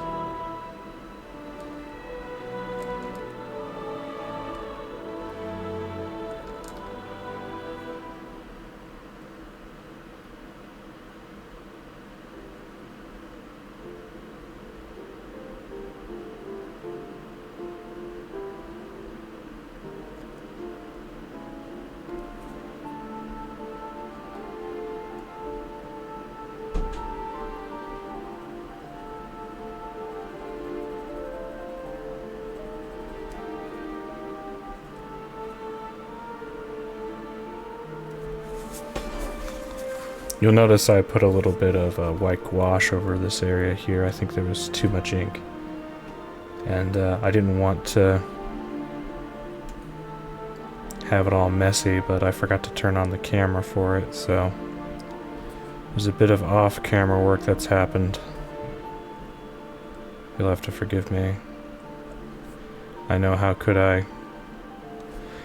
dare work on a drawing without a camera on? That's just, it's not done. There are times where I think it's, like when I'm drawing on camera, I draw a lot better, and part of that's probably nervous energy. At this point, I don't know, because I don't fully notice it, or register it, because I'm used to just like ignoring the camera, and just getting to work. But I think so many more times there's been where I'll sit down to draw and I'll get like tense and be ready to like kind of prepare for like that nervous energy to hit, where it's just like, okay, you gotta get this drawing right, and then I realize it's like, oh wait, I'm just like drawing for fun, or I'm not drawing on camera right now. And I won't say like drawing on camera like gets me stressed, but I would be lying if I didn't say like there wasn't an extra level of awareness when I'm drawing on camera versus when I'm not drawing on camera.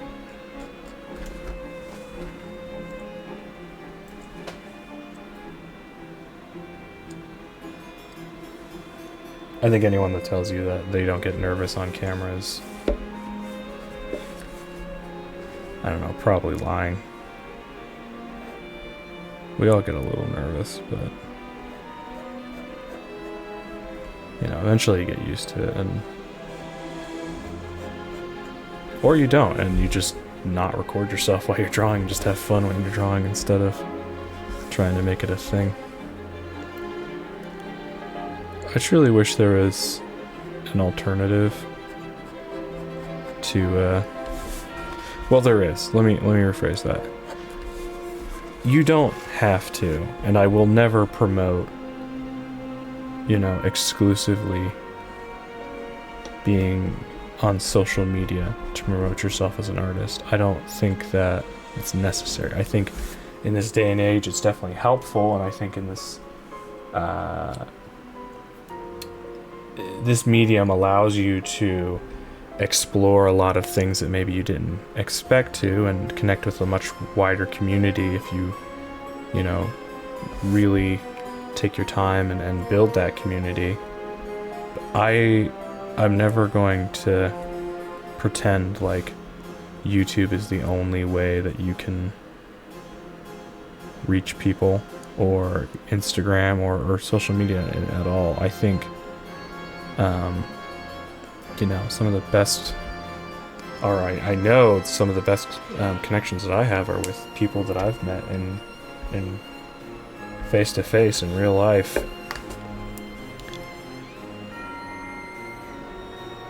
And you could say what you want about that. You can say, you know, oh, you know, it's easy for you to say you don't have social anxiety, or you know, probably are used to talking to people. But, you know, I grew up, I was a shy kid. I didn't talk to anybody. I know it's hard to believe now, but I did not grow up around a lot of people. And then when I did, you know, go out into public or meet new people, I did not really talk to people that much. Until I was in college, really. It's kind of an embarrassingly long time to be shy of people, but, you know, I think what changed is when I was in college, I realized it's like, okay, you need to move on, and you need to be a person that can talk to people, because no one here is going to talk to anybody for you. And so being on my own really did help me get past some of those fears. And I think sometimes in like survival situations, the best of people can come out. The worst can also come out. That's why like so many people in customer service are yelled at all the time, because they're dealing with the worst of people because they're stressed. But if you're in a scenario where you're in the deep end of the pool, I think a lot of times that will make you better, and that will help you. If you kind of push the boundaries and put yourself in a scenario that, you know, isn't maybe targeted towards something that you're uncomfortable with, but maybe more just slightly out of your comfort zone. And then eventually that just becomes commonplace. And I've said it before, it's like, you know, if you're scared of something, repetition's the way to get rid of that fear. If you were afraid of jumping out of an airplane, if you jumped out of an airplane every day for a week, eventually it would become commonplace. Because I think that Joker said it in the Batman. It's like, nobody freaks out when it's all part of the plan. And that's true. It's part of the human psyche. Is you can get used to anything, even horrific things, or even you know, terrifying things, until eventually it's no longer, it becomes commonplace for you.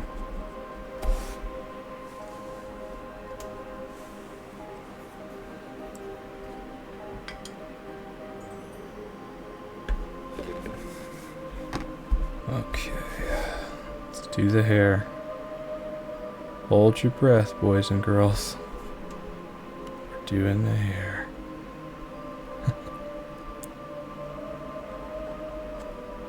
For real, this hair has been like... Every time I walk past this drawing, because it's very prominently on my desk, and I can see it just about anywhere in the room. So every time I come into this room, I see the hair, and I'm just like, ugh. I get a little bit more... I just, like, not like nervous, but like more like... I keep thinking about it, and I keep thinking about like how I want it to look, and what I need to do that, and pull up other artists and look at, you know, how they draw hair and whatnot. Try to help me not psych myself out about it, but I'm sure it's happening anyway.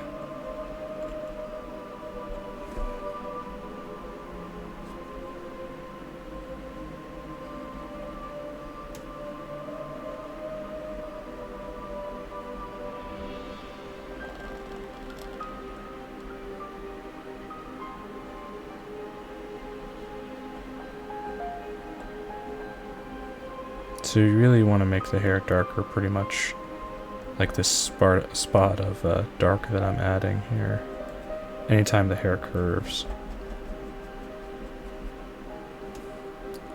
I think this is a bad example, actually. I might white that out, but like right here, you can kind of see where I've got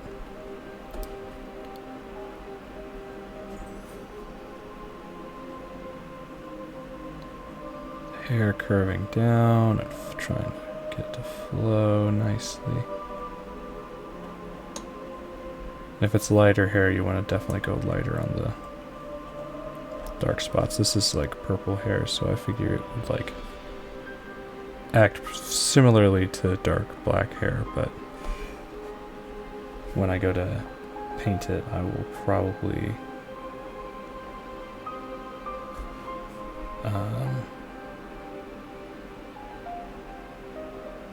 make all of the highlights this rich purple.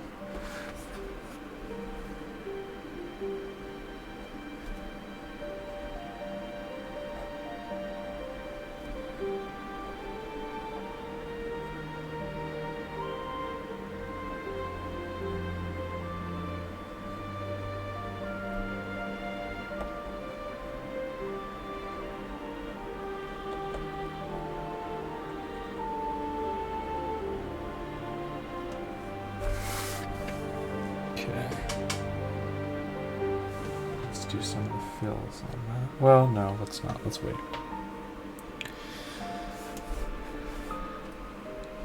Let's do this first.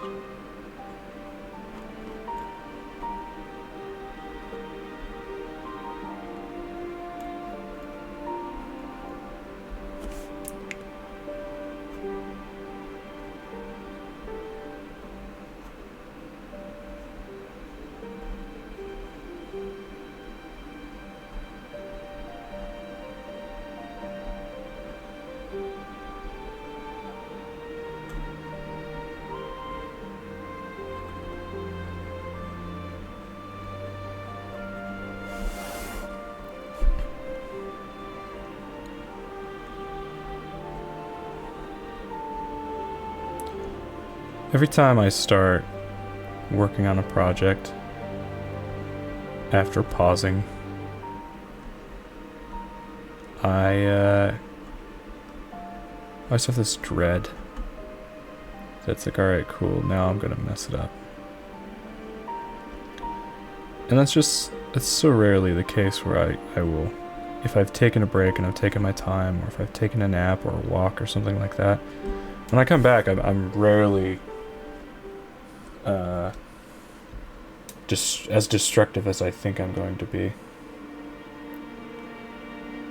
But there's been times where a lot of projects, you know, I've obviously worked on a project too long, and thought I wanted to use a brush there. I don't. I want to use this brush, normal brush pen. I've let a project sit, and I'll let it sit too long because I'll be scared to pick it back up or to try to complete it. And then, you know, of course it'll sit there longer and longer, and I'll get even more frustrated with it since it's not finished, and I'm afraid of, you know, messing it up. So it's like, okay, eventually something's got to give. So I think when it comes to, like,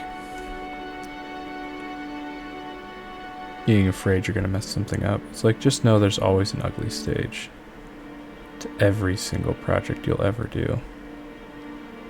And that's okay.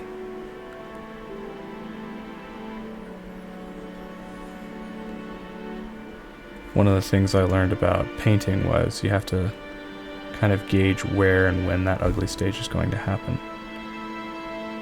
so that you can write it out. Because if you just get stuck, you know, expecting the paint to kind of fix everything for you, you know, you're never gonna get a good painting.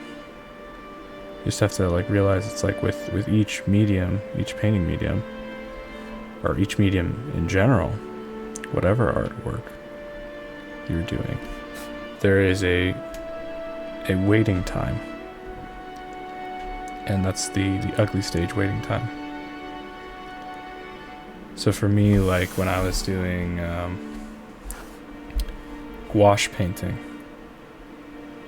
the gouache ugly stage lasts almost all the way up to like the last hour of the painting.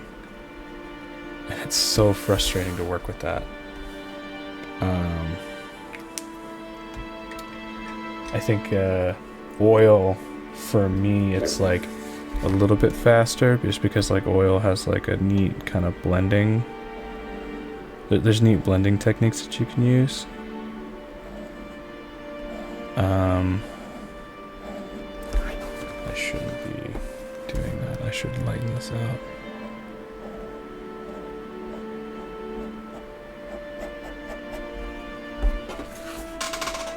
Oh, but I kind of like it, but I don't want it to be too busy. There's a war going on inside me because I both want to crosshatch and not crosshatch this drawing.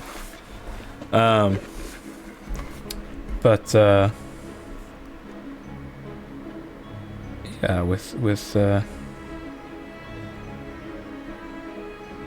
painting, it's sometimes difficult to envision what your painting will be during those ugly stages, or like same with sculpting.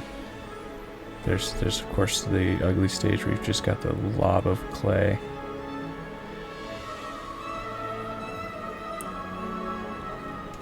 And if you just quit at that stage right there, you know, you'll never see what you can make.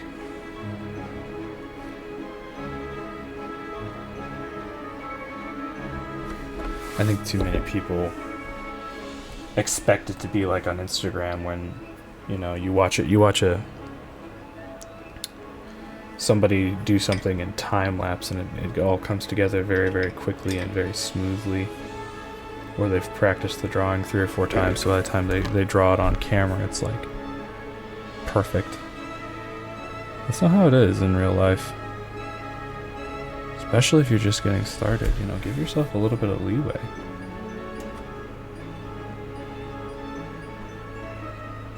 And I talk a good game about that, but I know I'm one of the worst at that. It's like, oh man, I'm starting something new. Why am I not instantly better at it?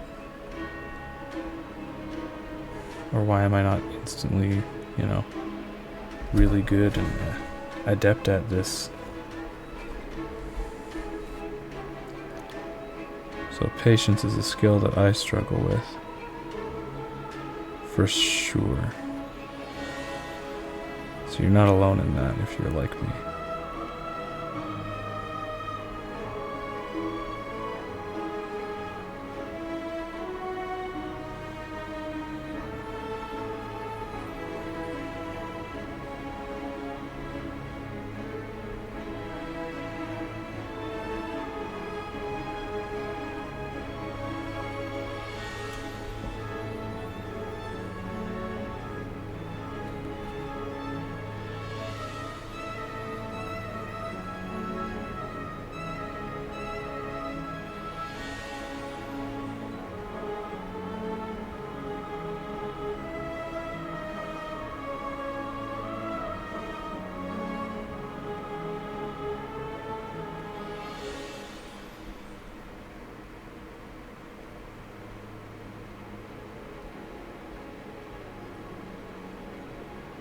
Adding some freckles here.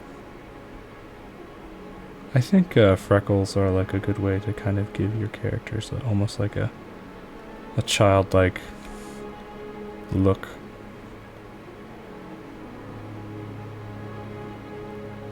Without aging them down too much. I think it's a good way to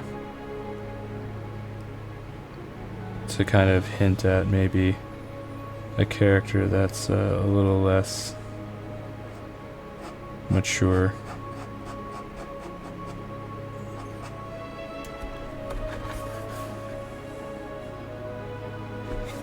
Okay. Let's do some of these lines up here since I've still got ink on the nib. Or do I?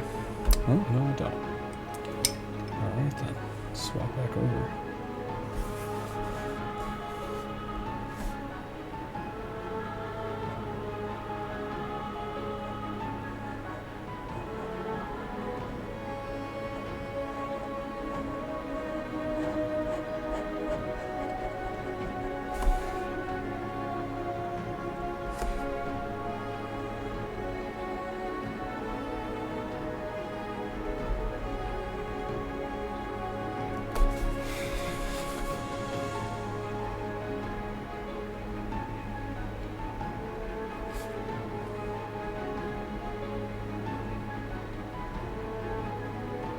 I've heard inking with the left hand is a nightmare. I wouldn't know, I'm not ambidextrous or left-handed. I wish I was. Ambidextrous, that is.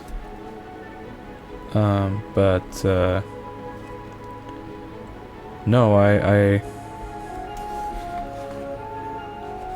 I've heard also that like if you are left-handed, since you're used to basically smudging everything you've ever written before, you're used to like avoiding that. So people that are left-handed often ink better than people that are right-handed, even if it's more difficult for them. Which makes sense, I mean, if you play life on hard mode. That's kind of how that works. Not that you have a choice if you're left-handed. Although, I mean, if there is, if that's part of the custom characterization screen that I missed, maybe. Just in the womb, you're in there. It's like right or left-handed. Like, I can't read. That's where babies come from, kids. But that's how people look different. Well, this is nice. We're flying through this, aren't we?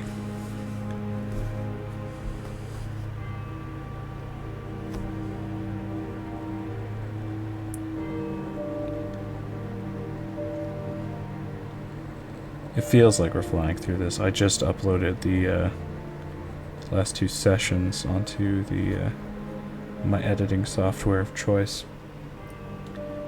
And I noted that this will be another really long video at about probably 4 or 5 hours by the time I finish it. But what I think I'll do is I'll break up the drawing section and the coloring section into 2 different videos.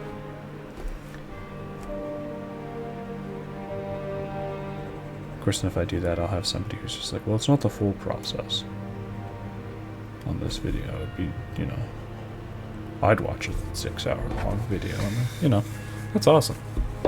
I'm glad that there's people that would do that, but I don't know that I want to render a 6-hour long video. Alright, what am I missing? Let's take a look. It's in a book. Reading Rainbow. I get that stuck in my head all the time. And today's been like especially a singy day. I don't know why, but like I woke up and I just started singing anything and everything that came into my head.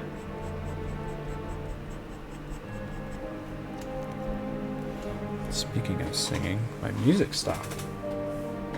How dare I cannot perform without the bards of the internet entertaining me and entertaining my ears. There we go. Some lo-fi grunge covers.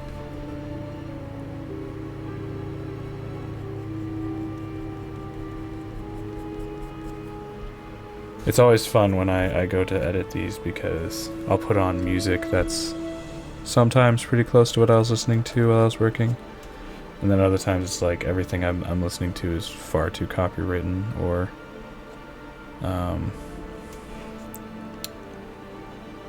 too moody, I think.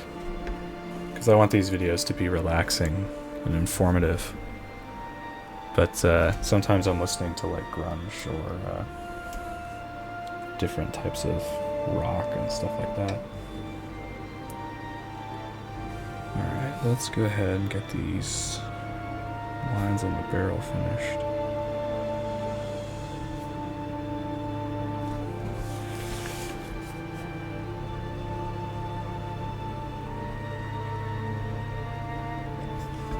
This pen nib, I don't remember what it's called.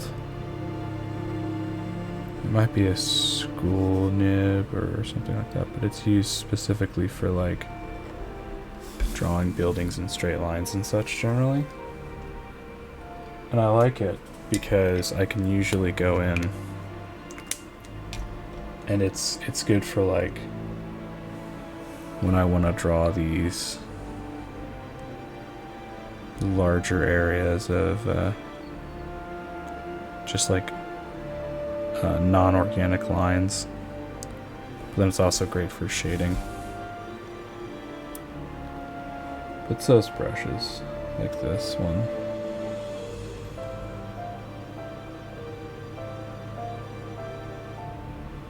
That's real worthy, I like that. That was nice and smooth. Now watch me mess it up. The only problem with this brush is it does not hold that much.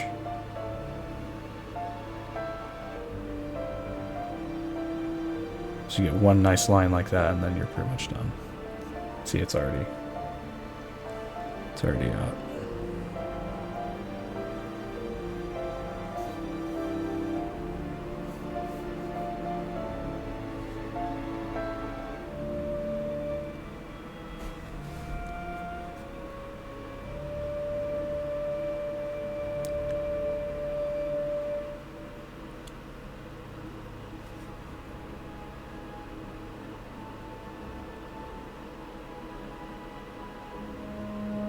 Just kind of lightly going over this area.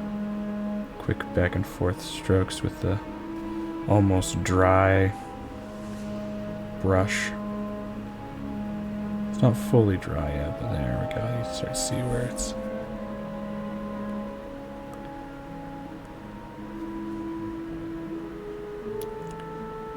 This is where I want the transition from the light to the dark to be. And I want it to very much be different from the leg here. But here's what I'm planning to do, in case I go quiet and forget to explain. I'm gonna try to get this barrel in as good a spot as I can. But in reality what I'm doing is I'm stalling for time, so all of this will dry and I'll go over it with an eraser. And then I'll see if there's anything I need to touch up, and then we should be good.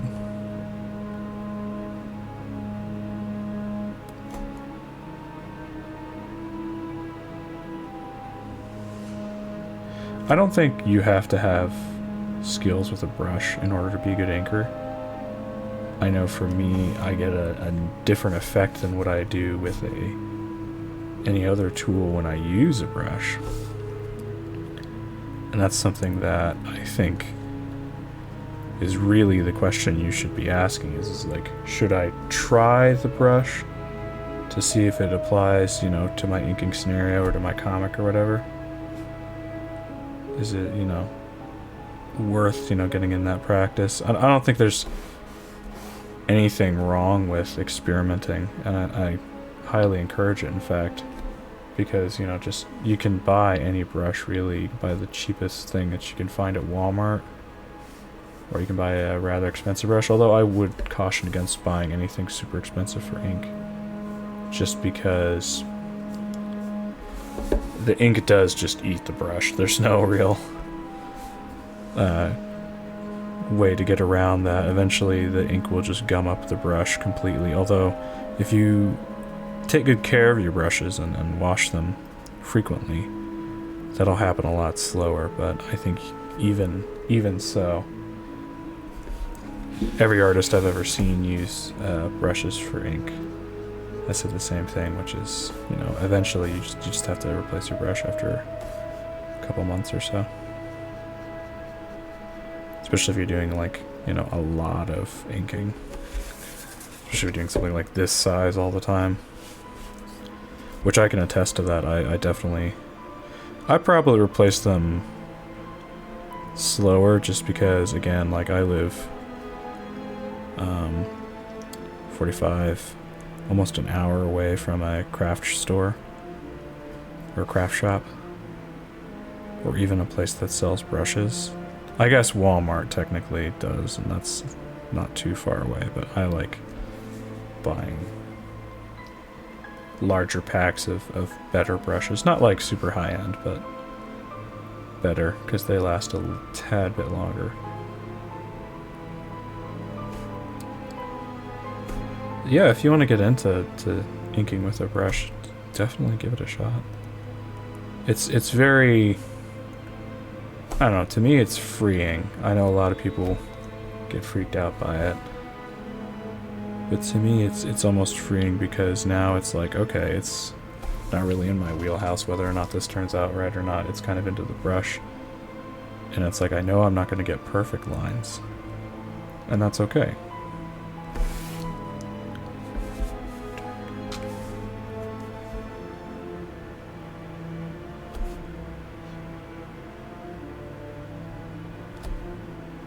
I don't know how often I do this on camera or not, but something I've realized I started doing is I really get into music sometimes.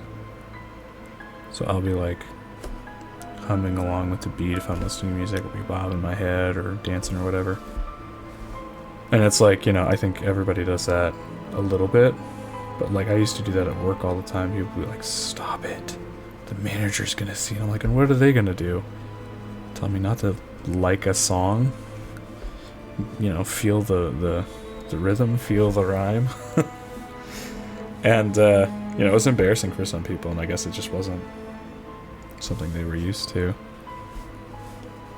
And you know, that's one of the nice things about working from home, not working in an office setting.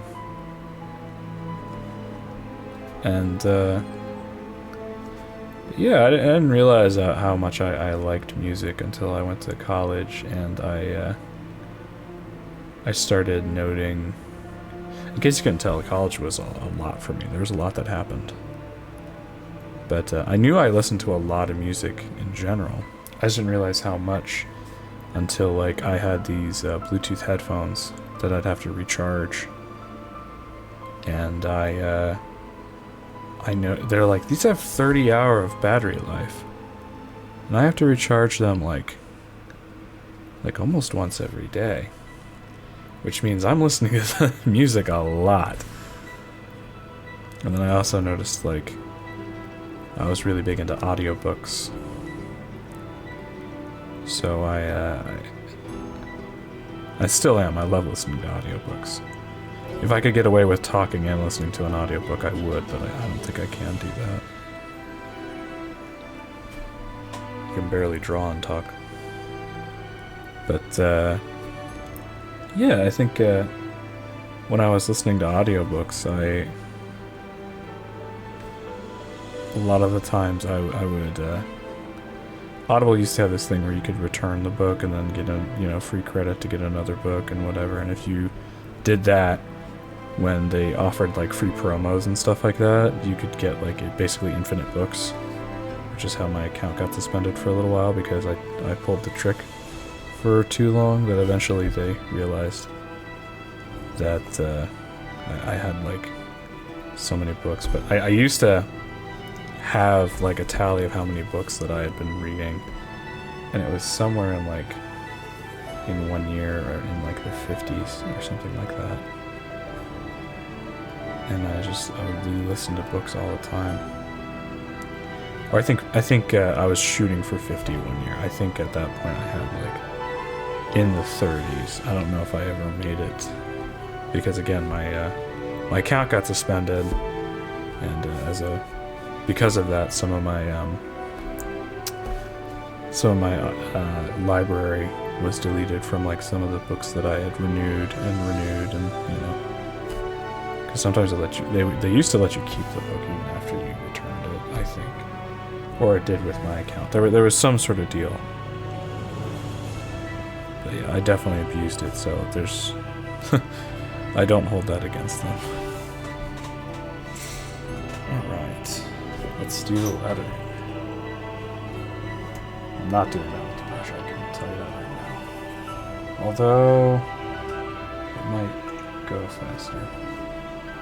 For those of you wondering, I know I said this at the beginning of the video, but I might have forgot to point it out. How I clean my brush is I actually use this pen cleaner from Speedball, and all it is pretty much the same stuff that you clean jewelry with. So you pour this out into a small container. So I've got like this little D-wall box. You can see this is used because it's got all the nasty, here, let me show you, all the nasty ink water in it left over from the nibs. You just drop that in there. I like to prop it up so it doesn't have to fill it up all the way. And you leave it in there for about 30 minutes, I'd say. And you come back and you take it all out, and then you wipe it all down with a cloth to make sure to get rid of any of the residue that's still stuck on there. And then you're ready to go. You can put it back on your nib holder. And then just chuck the old pen cleaner and move on. And this bottle's about empty, but I've had it for quite some time, and I've used it, I want to say, for about 3-4 years. So I'm quite happy with that product. But you can buy just like normal jewelry cleaner. It's the same product. Or at least that's what I've heard. I've actually never tried that because I don't have jewelry. So I don't have jewelry cleaner either.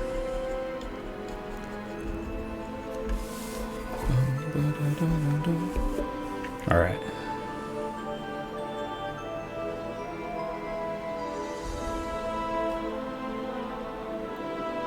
So I traced these originally from the scan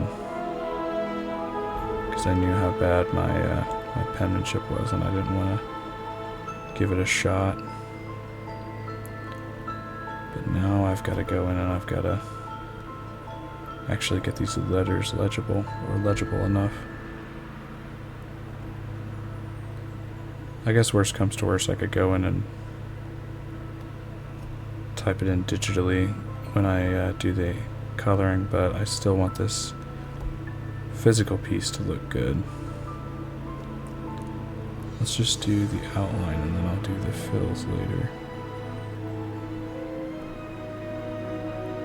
I took a calligraphy class. It was a required course for graphic design of all things. I could never figure out how those two correlated. I still don't. One moment. So I never did understand why they wanted you to take a calligraphy course in order to complete a major for graphic design. And what was more, they made you take it in your junior semester, which I felt like was a colossal waste of time, because at that point, you know, you're looking at a bunch of other really important projects, and they're like, yeah, now sit down and write your name. Like, no, this is stupid. And I don't think calligraphy is stupid. I think calligraphy can be beautiful. I think it's a great hobby. And I want to emphasize hobby because for me, one of the arguments that I got into with the teacher was, it's like, yeah, this is a great hobby. It's not really a career option, you know, that we offer here, or something that like is really supported beyond this class. And that's what I was getting at, was like, look, all the other classes that we're taking right now, we were taking a publication class, we're taking advertising. It's like all of that is like, you know, there's more classes beyond this, and there's classes that connect to this, but this one is so disjointed from the rest of those. There's no, like, penmanship class, there's no, like, I guess, stationary class or anything. There's none of that. And I have nothing against anyone who has, you know, makes calligraphy their living. You know, if you love doing it, do it. I have no problem with that. My problem is, it's when I'm forced to do it, when I'm so bad at it. But the funny thing was, what I found out very early in that class was it was a 1-credit class. And so, very quickly I became like the teacher's nightmare because I wouldn't really commit to any project in that class. Like, obviously I would, you know, I would do the projects. I never slacked off like that.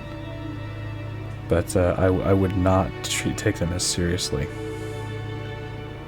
I would come in and I would do, like, the assignment the day of. So, you know, people are turning their stuff in that they've worked on for weeks, and I was just like, here you go. And the dumb thing is apparently I was at least a little bit good at it because I got, like, a B pretty much every time. I think I got a B in the class. So it was kind of like a weird scenario where it was like, this is the dumbest thing ever, I hate it. Also, I passed, like, with not flying colors, but, you know, more than the minimum for sure, because I think the minimum at that point, you know, is like a C- or almost even a D, I guess. But that was the thing. It was just like, it was so dumb to have to sit down and just watch somebody with a pen take forever to write letters. And again, in any other circumstance, like if this was just like somebody demonstrating their artwork,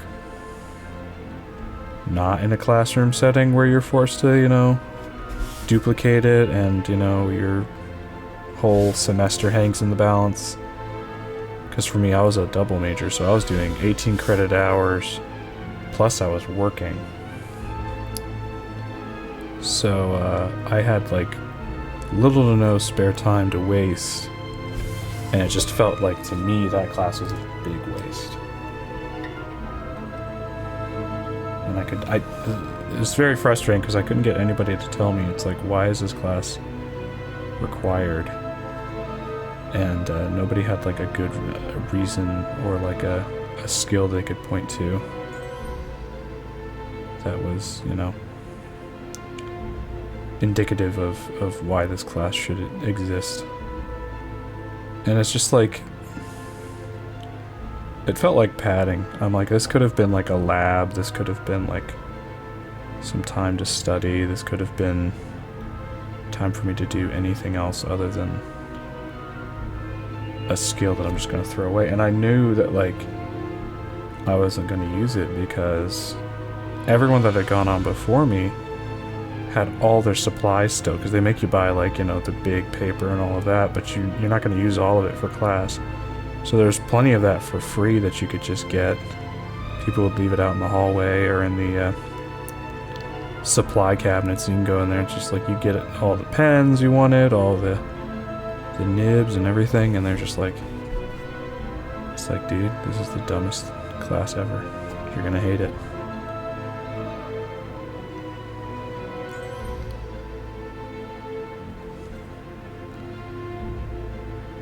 But yeah, I think of it constantly. What got me was, like, my version, because, like, I had done some calligraphy before, but it was all in Japanese with a brush and sumi ink, which is just like from what I understand, a Chinese or Japanese ink. And I had practiced writing characters and working with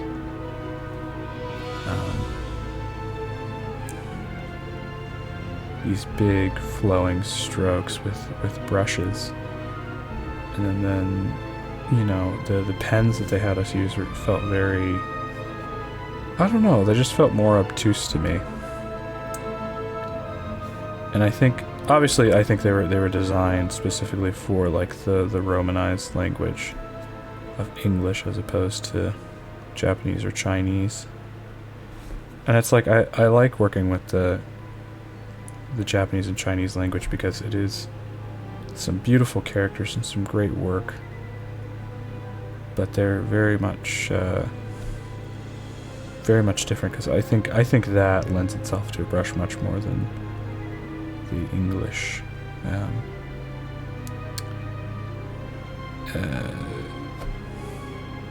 calligraphy that we were doing. But then, of course, there's different fonts and such you can use. Oh, that was the other thing. There was a font book that you had to get.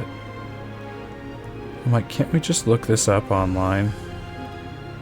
Like, no, what if you want to, you know, do a font? Or make a card. That was always their selling point. It's like, what if you want to make a card instead of buying one?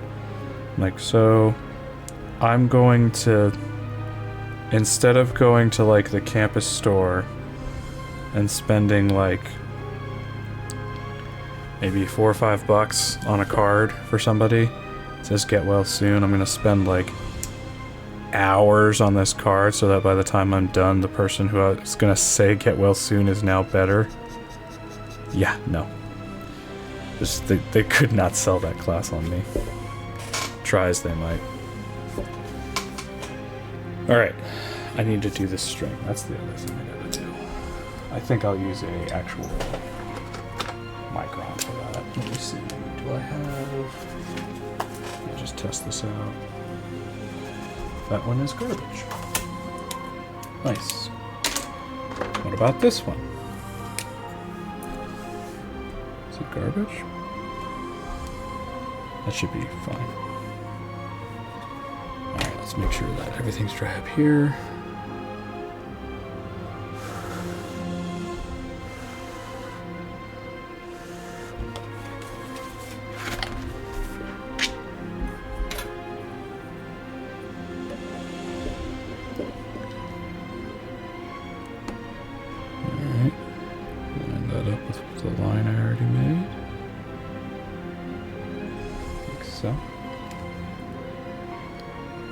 Do this nice long bowstring. Stop. Keep going. Stop. Pull up.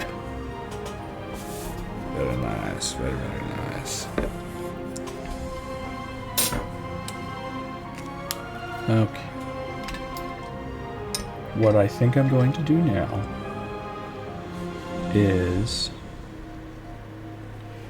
I'm going to let this sit for about an hour and then come back and do the erasing. So then we can see where we need to refine some things, but then also where we can white out some things. And I'll show you how I do that. And yeah, hopefully there won't be too much more to do, because I think I'm actually somewhat happy with this.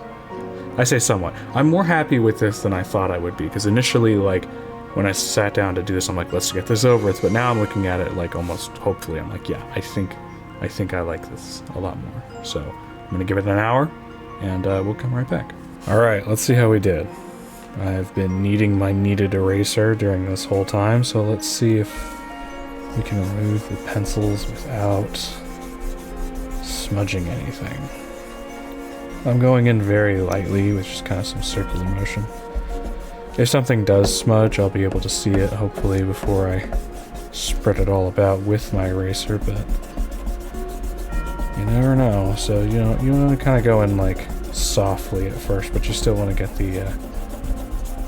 the pencil out of the paper, so.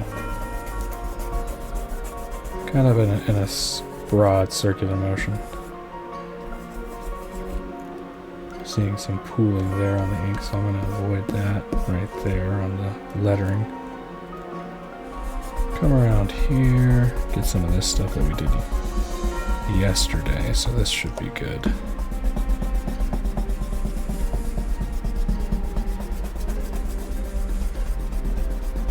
You can already see the difference between where we have the white out and the natural white of the paper, so we'll probably go over that again. Not a problem.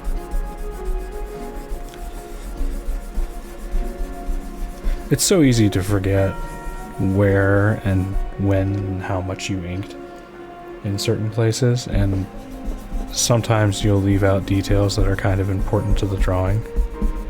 So it's, you know, this is an important stage because you won't realize it till you go to scan it, how much you've forgotten, how much you left out of the drawing, and then you'll just kick yourself as soon as you see it, because then you gotta go back and you gotta draw it, and then you'll see something else, and then it'll be back and forth all day with it. I can't tell you how many times I've done that with comic pages. Always gets me super frustrated. Let's go nice and lightly here. Oh yeah, that's coming up nicely. Swap over to my rubber eraser. Try to clean up just a wee bit more.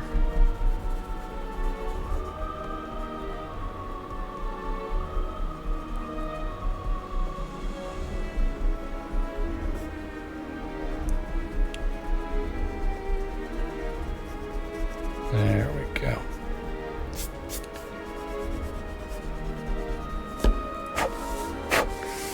All right. I can see a few places I want to hit, but overall it's not as bad as I thought it would be.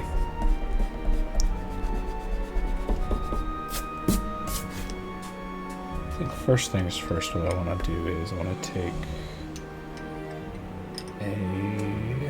do I have an available 0.8 micron?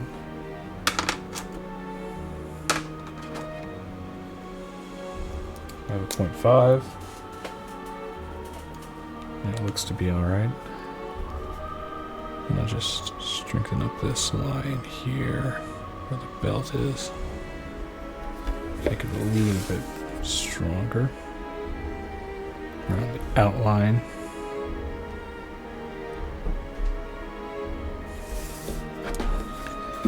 And then I'm going to take some pencil down here.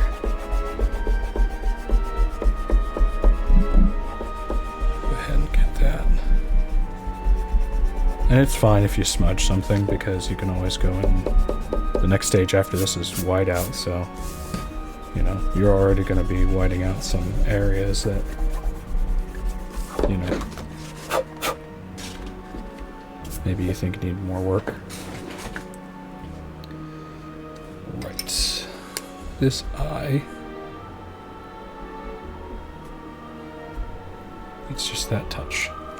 Perfect. Alright, so with that, I'm gonna take... Where's a white pen I can get to?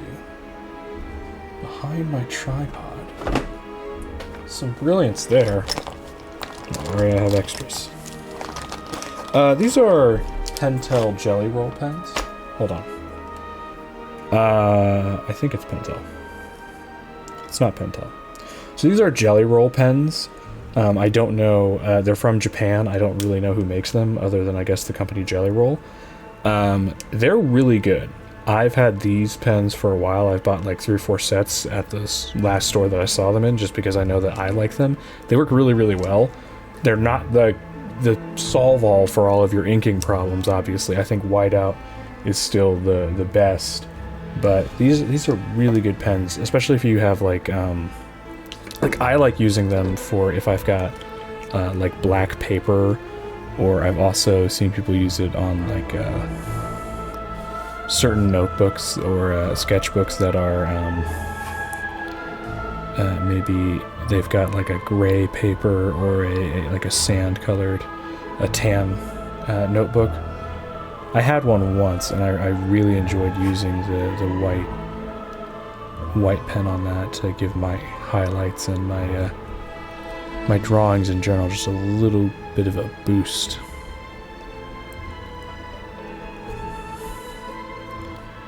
So here I'm just going to go through and kind of smooth out or roughen out some of these areas where I want the texture to kind of pop, some of the dark areas, or where I think there should be more light in general. You don't want to go overboard, because you still want to keep the darkness of the pen that you've already added.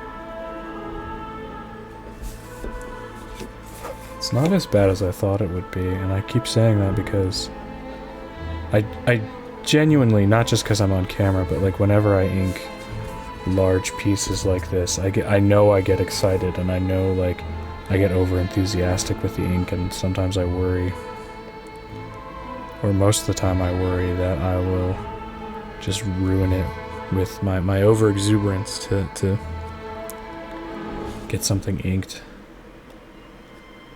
Because I've definitely done that before, and it's quite frustrating for me.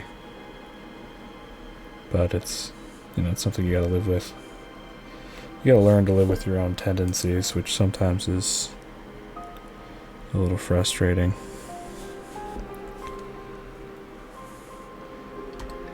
You'll always be your own worst roommate in your mind. Because nobody else, you know... Oh, he's getting in my head, or oh, I can't believe they've done this, I can't believe they're messing with him. I'm like, yeah, well, you're always your mind's worst roommate.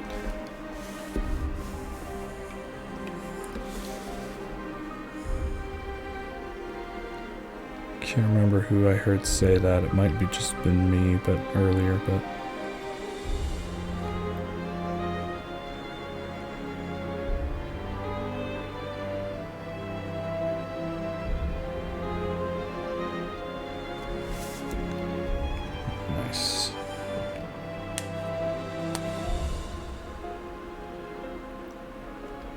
So you can see here on the boot, I'm just adding a little bit more solid blacks here and there where I think that they would work. Just going back and forth from adding extra light and extra shadow. Make the composition just really, really solid, really punchy. Does it seem to me almost to where the point where it sings to me, really daggum close. Let me use the white wash instead. So I'm just going to take this paper towel that I've got and I'll fold it over. I've got a little bit of water here, so I'll just dip the paper towel in that, so I have a little moist spot there. I'm gonna set that out and use a little bit of Artist Loft white gouache. Just a little, hardly anything on there, but right on the moist part. So that much. Can you see that? Yeah, you can see that. I'm just gonna take my brush, my dry brush, and go in and add that in. Nice and lightly over top of where I want the white to be. And this is how I get rid of large areas of ink that I shouldn't have put down. The nice thing about gouache is it's not as heavy as other paints, so it's not really going to eat into your drawing or to your board, and it's light enough so that you can go through and you can erase it almost with just like almost with your hand if you rub on it with just like a little moist towel.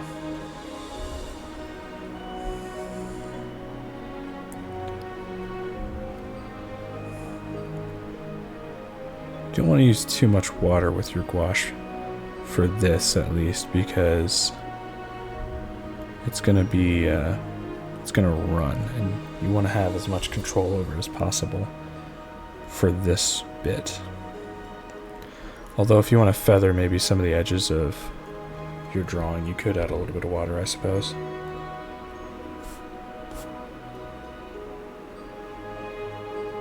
Just let it run wild, but personally, for this, for me, for right now, I'm going to leave it as paint heavy as possible.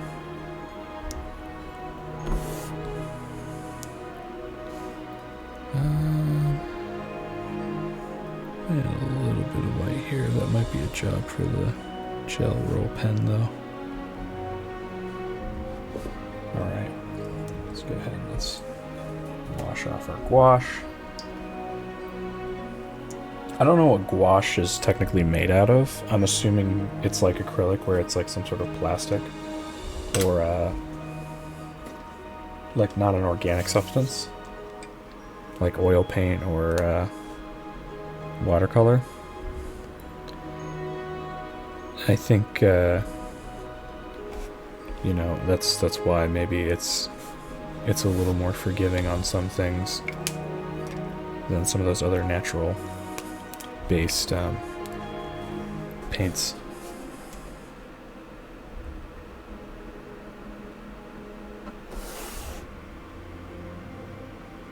Yeah.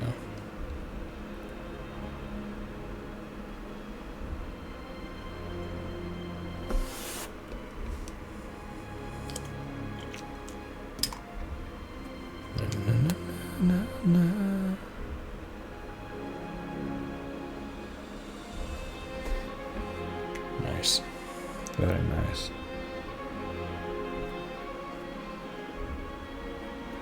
What I like about using the gouache over the whiteout is that the gouache you can kind of draw over with the ink. The whiteout that I've got, you can't really do that. It forms kind of like a skin over the paper, to where you can't really go back over. So I try to use the gouache first before I solidify things with maybe whiteout. You see it's already drying, but you can see like a little bit gets on my finger there. So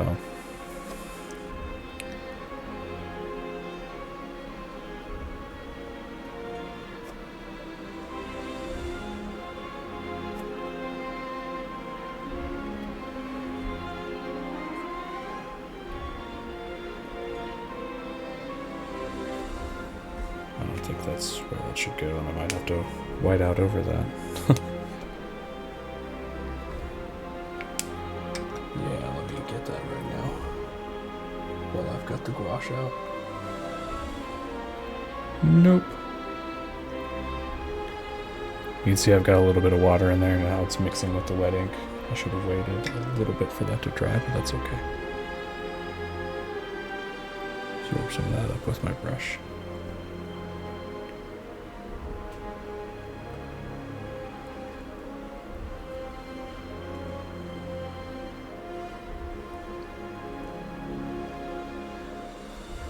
There we go.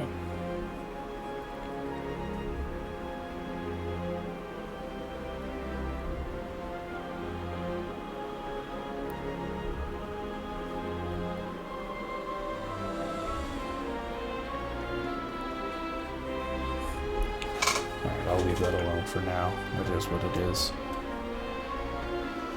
That is what it is. What I might do now is a little bit of dry brushing.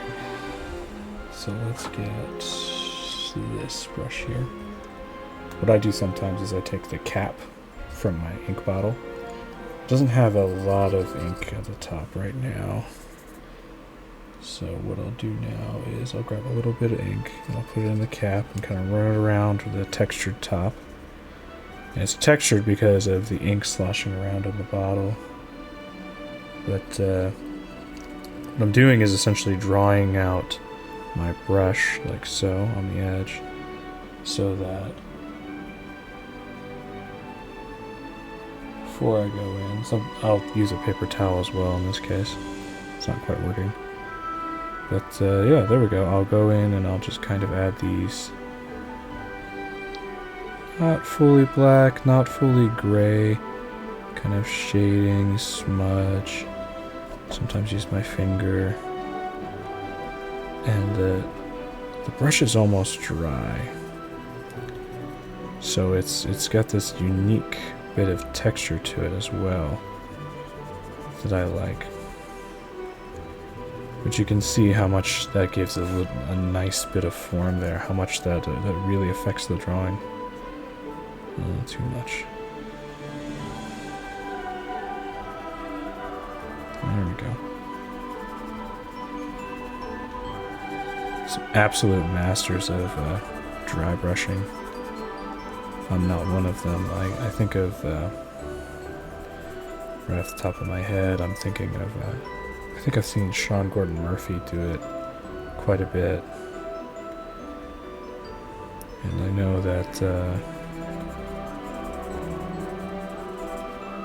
I know I've seen others that and I'm blanking on names today, which is unfortunate because usually I'm very good with artist names and very bad with people's names. And so I don't know what that says about my social skills, but yeah.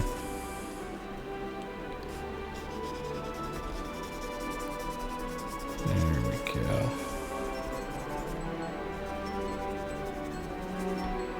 And let's clean off that brush.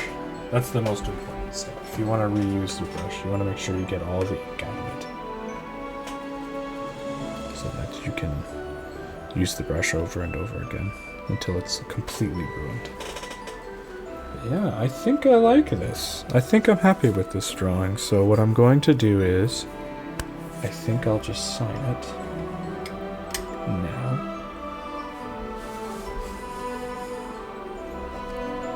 And I want to thank you for watching. It's been a very long video, I'm sure, but hopefully worth it, hopefully entertaining for you, hope you learn some things. This is Whim, a character from a good friend of mine, and I'll probably be coloring this one, so look forward to that. But for now, thank you so much for watching. I hope you have a great day. Go make something awesome.